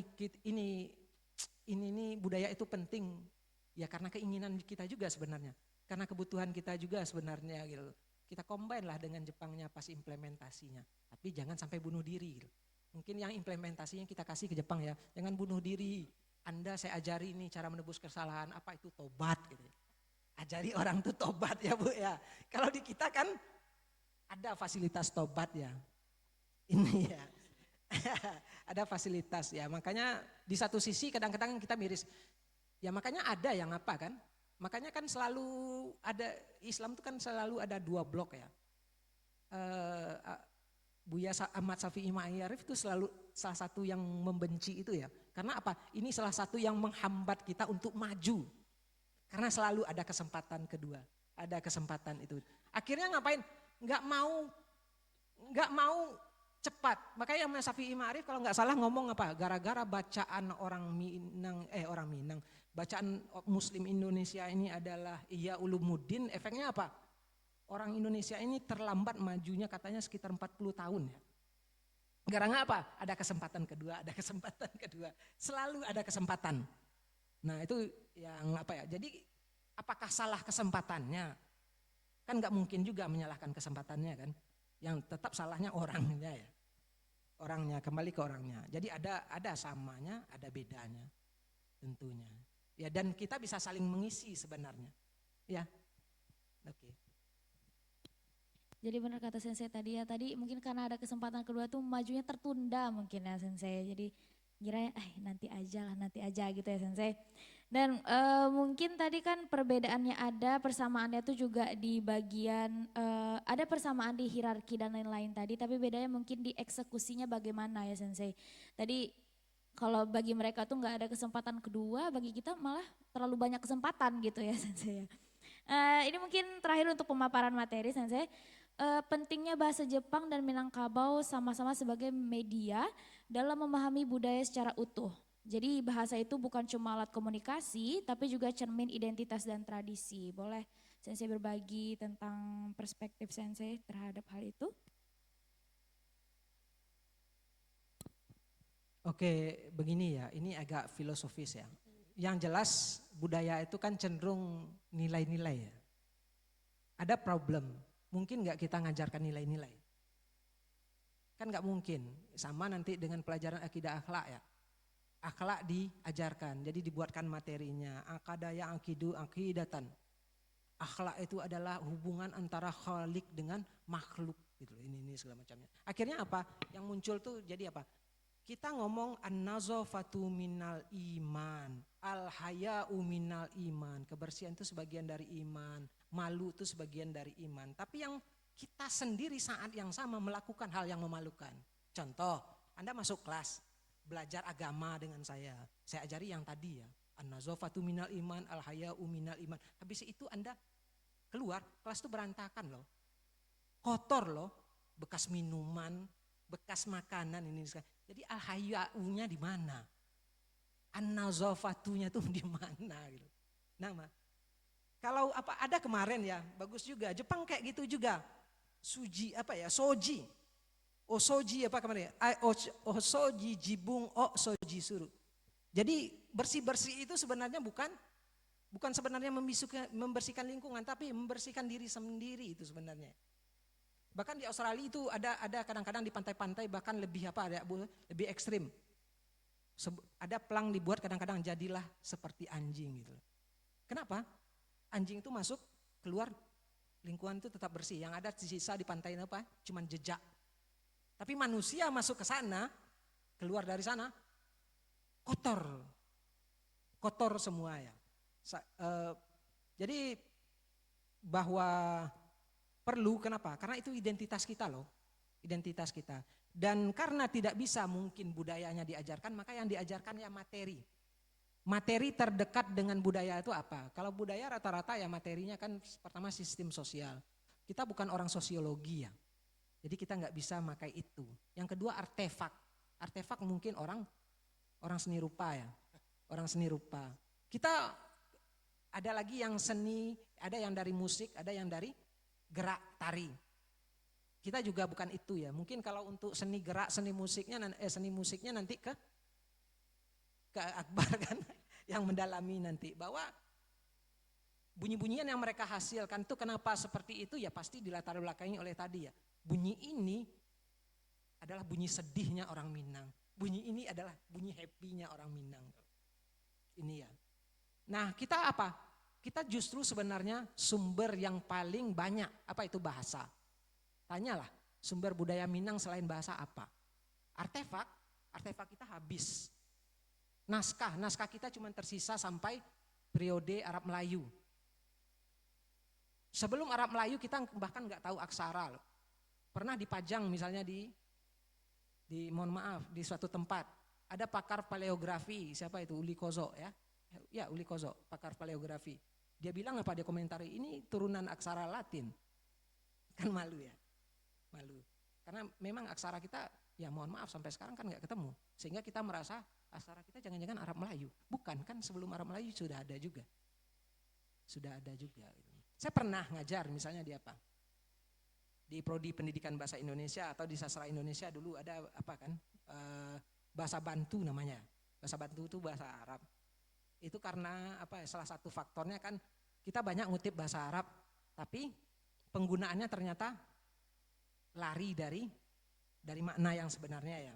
Mungkin hal itu lazim-lazim saja ya, tapi takutnya yang negatif juga terpakai. Bahkan saya ketemu loh di sini saya ketemu merek yang sangat tidak bagus. Itu diambil dari bahasa Arab. Sangat tidak bagus, Bu. Tapi mau diapain? Mau diapain ya? Ya kan? Ya karena banyak. Contoh paling sederhana yang salah pakai misalnya, yang banyak yang salah pakai. Misalnya kita ngomong dikit-dikit takdir kan. Dikit-dikit takdir, dikit-dikit apa sih takdir gitu. Ya kan? Dikit-dikit takdir. Masa putus cinta gara-gara takdir gitu. Kan terlalu gampang itu. Enggak tahu tapi asal pakai. Apa misalnya Upie Banun.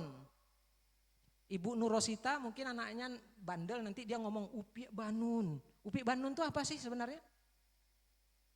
Upie Banun itu sebenarnya adalah si Upie tapi dominan laki-lakinya. Perangainya kayak laki-laki. Kalau dominan perempuan apa? Banat. Kalau dominan laki-laki, Banun. Banyak ya, makanya bin kan, binti. Bin satu orang, jamaknya Banun. Ya. Binti perempuan, banyaknya Banat. Maka ada Upie Banun apa? Dia kan awalnya di surau.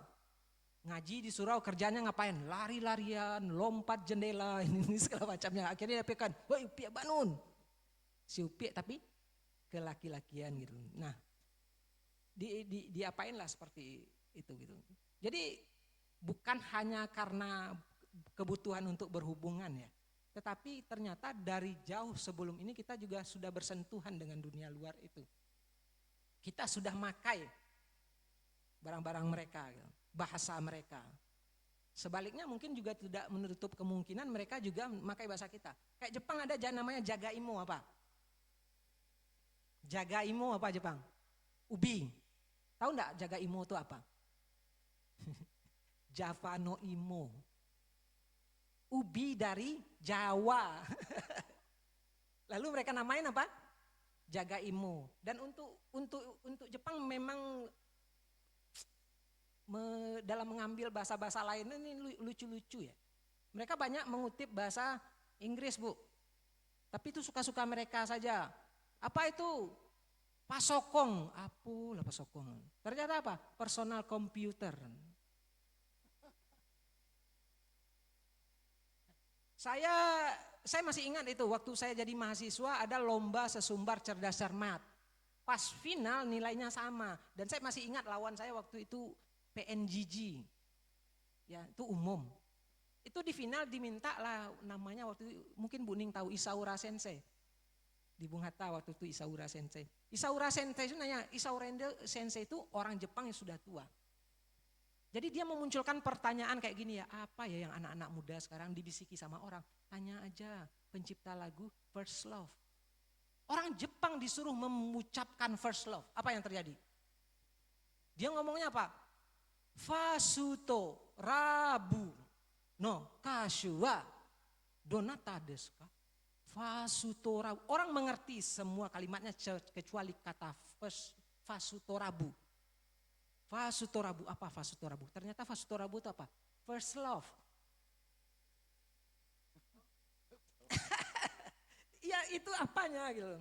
Itu yang tadi ya, makanya Bu Ning ngomong kan, waktu di zaman kami membuat apa loh? Kamus apa Bu?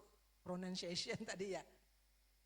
Kamus pelafalan gitu. Kalau di sekarang kan longgar ya, karena sebenarnya batasan geografis nggak ada, sekarang Anda bisa niru langsung. Seperti apa penutur asli melakukannya, sangat terbantu sebenarnya, sangat terbantu. Cuman mungkin karena tadi ya, kalau nggak dimarahi, kalau nggak dipaksa, nggak mau. Logikanya dengan banyak berinteraksi justru Anda bisa memetakan sendiri. Dan bagusnya Jepang nggak khawatir ketika global bersentuhan dunia global, mereka nggak khawatir. Kenapa? Badan bahasanya berfungsi dengan baik untuk menjaga bahasanya. Mereka ngapain Bu? Membuat pemetaan. Jadi setiap tahun dia buat dialektika, setiap tahun tuh ada. Jadi zaman bahasa slangnya pakai ember, sampai sekarang pakai apa misalnya? Pakai singkatan-singkatan yang aneh-aneh sekarang kan? Itu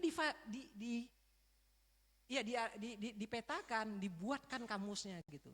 Jadi terfasilitasi, bahkan yang negatif sekalipun terfasilitasi. Malu dia. Kenapa? Karyanya muncul tapi yang negatif. Malu kan? Akhirnya diubahlah menjadi yang positif.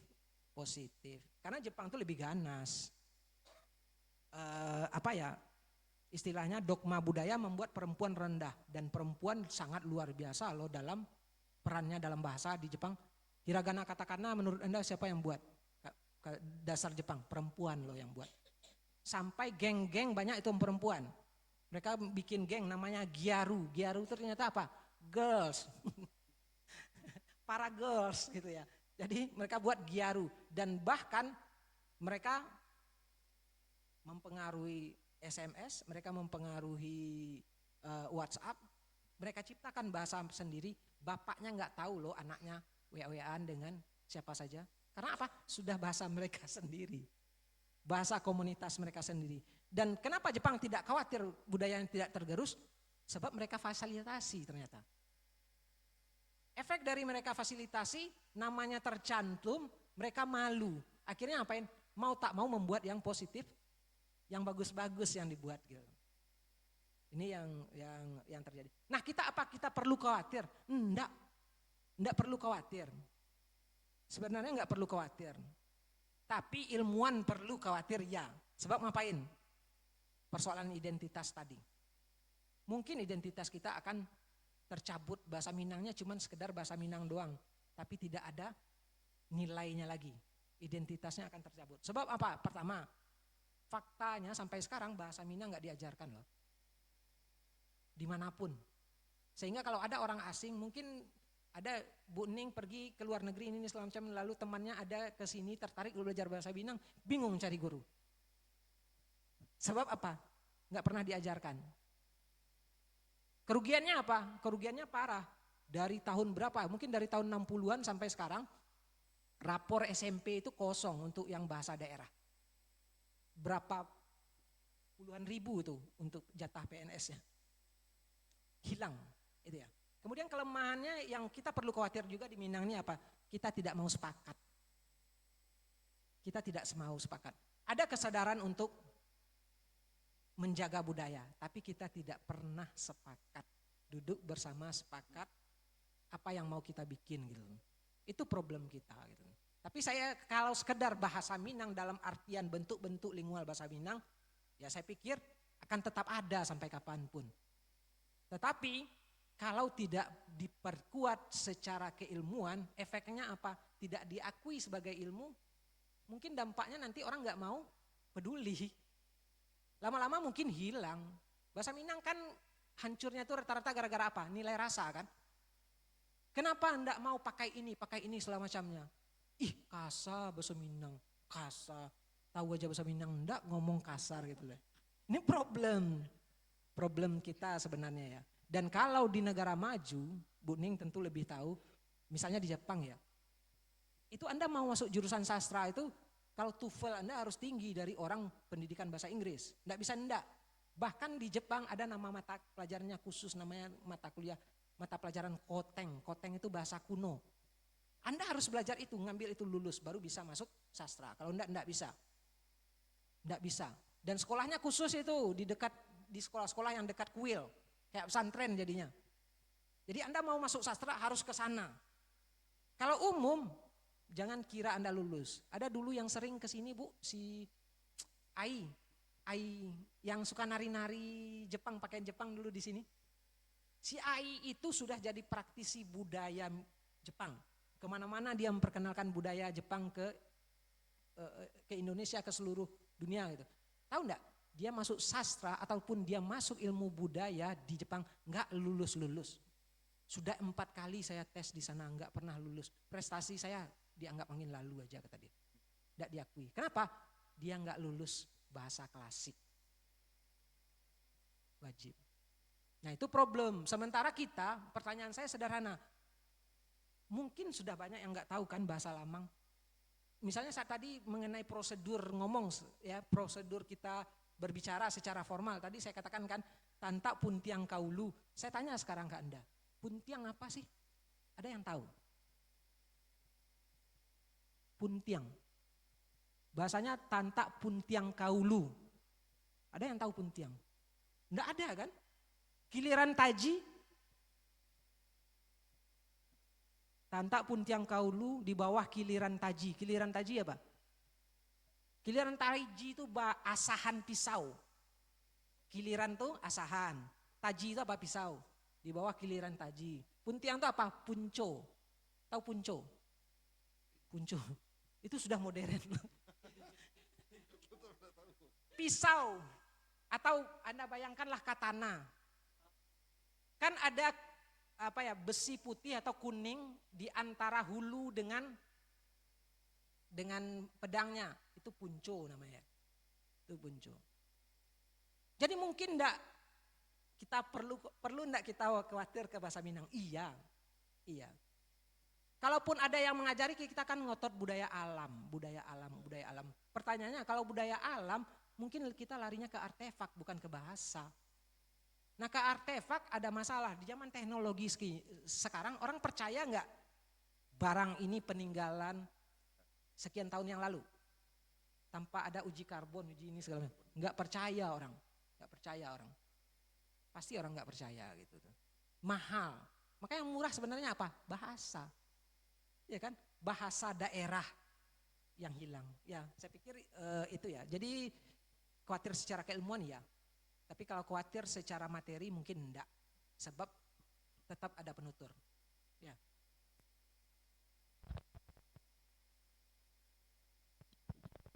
Oke, dari penjabaran materi dari Sensei tadi ada satu yang paling aku ingat banget nih Kak. Jika suatu budaya tidak dianggap sebagai ilmu maka lama-lama bakal punah gitu ya. Nah, benar. Oke, itu tadi materi terakhir dari Sensei Ya. dan udah jadi penutup juga nih Kak untuk talk show kita hari ini. Iya benar sekali. Ini kita berarti kita langsung aja ke rangkuman dari insight ketiga narasumber kita ini. Mungkin yang pertama Vicky atau kakak dulu yang menyimpulkan? Silakan dulu Kak. Boleh. Dari Bang Akbar tadi ya Bang, dari semua karya seni dan lain-lain yang kita kaitkan dengan budaya tadi, jadi penting sekali kolaborasi antar ahli budaya, akademisi atau tadi praktisi budaya ya Bang dalam mengolah lagi budaya kita ini supaya lebih terlihat seperti tadi visual mapping dan lain-lain. Dan selanjutnya dari Bu Ning boleh? Nah, kalau dari Ibu Ning nih, itu emang penting banget nih Kak, bahasa Inggris ini sebagai jembatan dari budaya gitu. Semisal nanti kita ada pertemuan dengan 20 negara ya seperti Ibu ya. Dan itu bahasa Inggris itulah yang menjadi jembatan untuk saling berkomunikasi gitu. Nah, untuk anak muda juga nih yang pengen memaksimalkan peran bahasa Inggris itu sekarang udah gampang banget nih Kak. Mulai dari teknologi, komunikasi, karya apapun udah bisa tersedia sekarang Kak. Benar sekali. Dan terakhir tadi dari Sensei yang paling diingat bahasa mencerminkan budaya, budaya mencerminkan bahasa itu ya Sensei. Jadi memang perbedaan kita dengan budaya Jepang itu tadi mungkin budaya Jepang lebih mendata lagi dialek-dialeknya dari awal sampai akhir. Mungkin itu bisa juga dijadikan masukan untuk kita loh bisa mengingat oh dialek dulu nih begini terus diubah jadi ini, slangnya begini, ini gini jadi terdata gitu. Itu mungkin kelemahan kita dalam pendataan bahasa itu tadi ya mungkin Vicky. Dan budaya ini kan kita nih menjaga budaya kurang sepakat tadi ya Sensei. Banyak kurang keraguan-raguannya itu mungkin juga menjadikan bisa kita benahi lebih lagi begitu ya. Mungkin itu saja dari ketiga narasumber udah azan juga. Dan makasih banyak dari untuk Ibu Ning, Bang Akbar, dan Sensei yang udah memberikan luar biasa sekali insight-nya pada pagi menjelang siang hari ini. Dan jangan lupa juga teman-teman untuk ya tadi menjaga budaya dan janganlah sampai tergerus, sampai hilang gitu. Kan banyak juga sekarang menurut data dari etnolog yang pernah aku baca itu beberapa bahasa tuh udah hilang penuturnya. Jangan sampai ditambah lagi kehilangan penutur karena kita ini generasi penerus begitu ya Vicky. Betul, emang perlu banget ya Kak memahami budaya karena emang itu identitas kita gitu ya Kak. Kalau misalnya emang budayanya aja nggak dipelajarin ya sama-sama nanti punah juga gitu ya Kak. Itulah sesuai kata Henry Sensei tadi, jika suatu budaya itu nggak dianggap ilmu, pasti nggak bakal diingat ya lama-lama punah gitu Kak. Benar. Mungkin sekian talk show dari kita semua. Boleh beri tepuk tangan dulu untuk kita semua. Terima kasih juga kepada ketiga narasumber kita. Saya Gen Yura. Saya Fikri Valdo. Pamit undur diri. Wassalamualaikum warahmatullahi Warahmatullahi wabarakatuh. Baik, kami kembalikan kepada MC. Terima kasih. Baik, terima kasih kita ucapkan kepada moderator dan juga seluruh pemateri kita pada hari ini. Tapi sebelum itu mohon izin Bapak Ibu pemateri, bahwasanya kita bakal melakukan sesi foto bersama dan juga penyerahan sertifikat untuk pemateri kita. Boleh untuk penyerahan pemateri dibantu serahkan oleh Ketua Pelaksana kepada Casey, disilakan.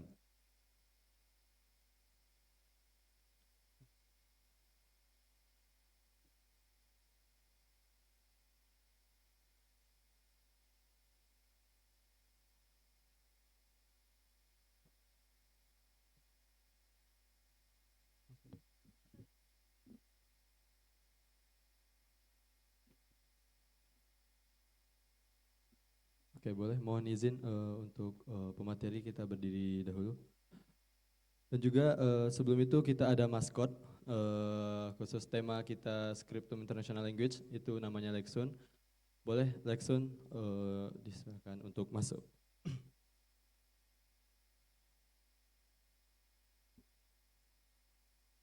Berikan tepuk tangan yang meriah untuk maskot kita hari ini.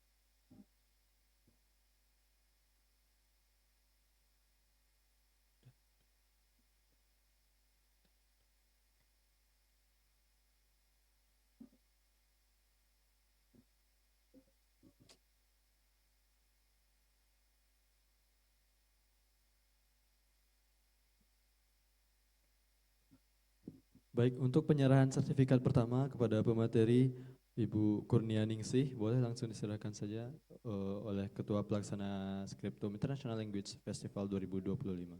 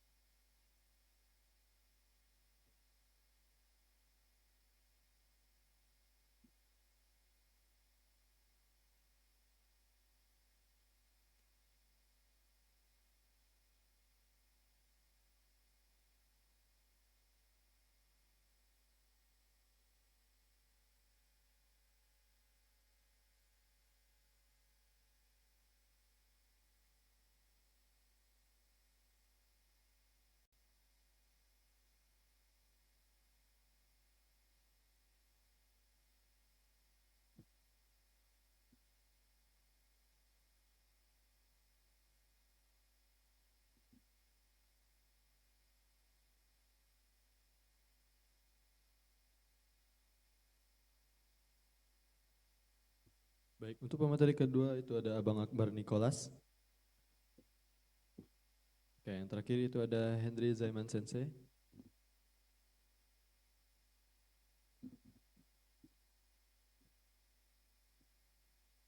Baik, mohon izin untuk foto bersama terlebih dahulu. Izin saya pandu. Oke, gaya formal terlebih dahulu.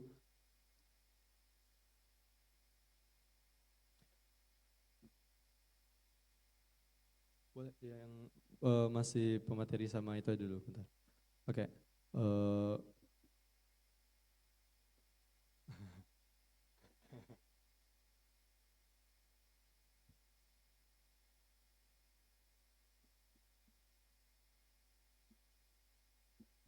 Oke, baik, izin saya pandu. Gaya formal terlebih dahulu, hitungan 1, 2,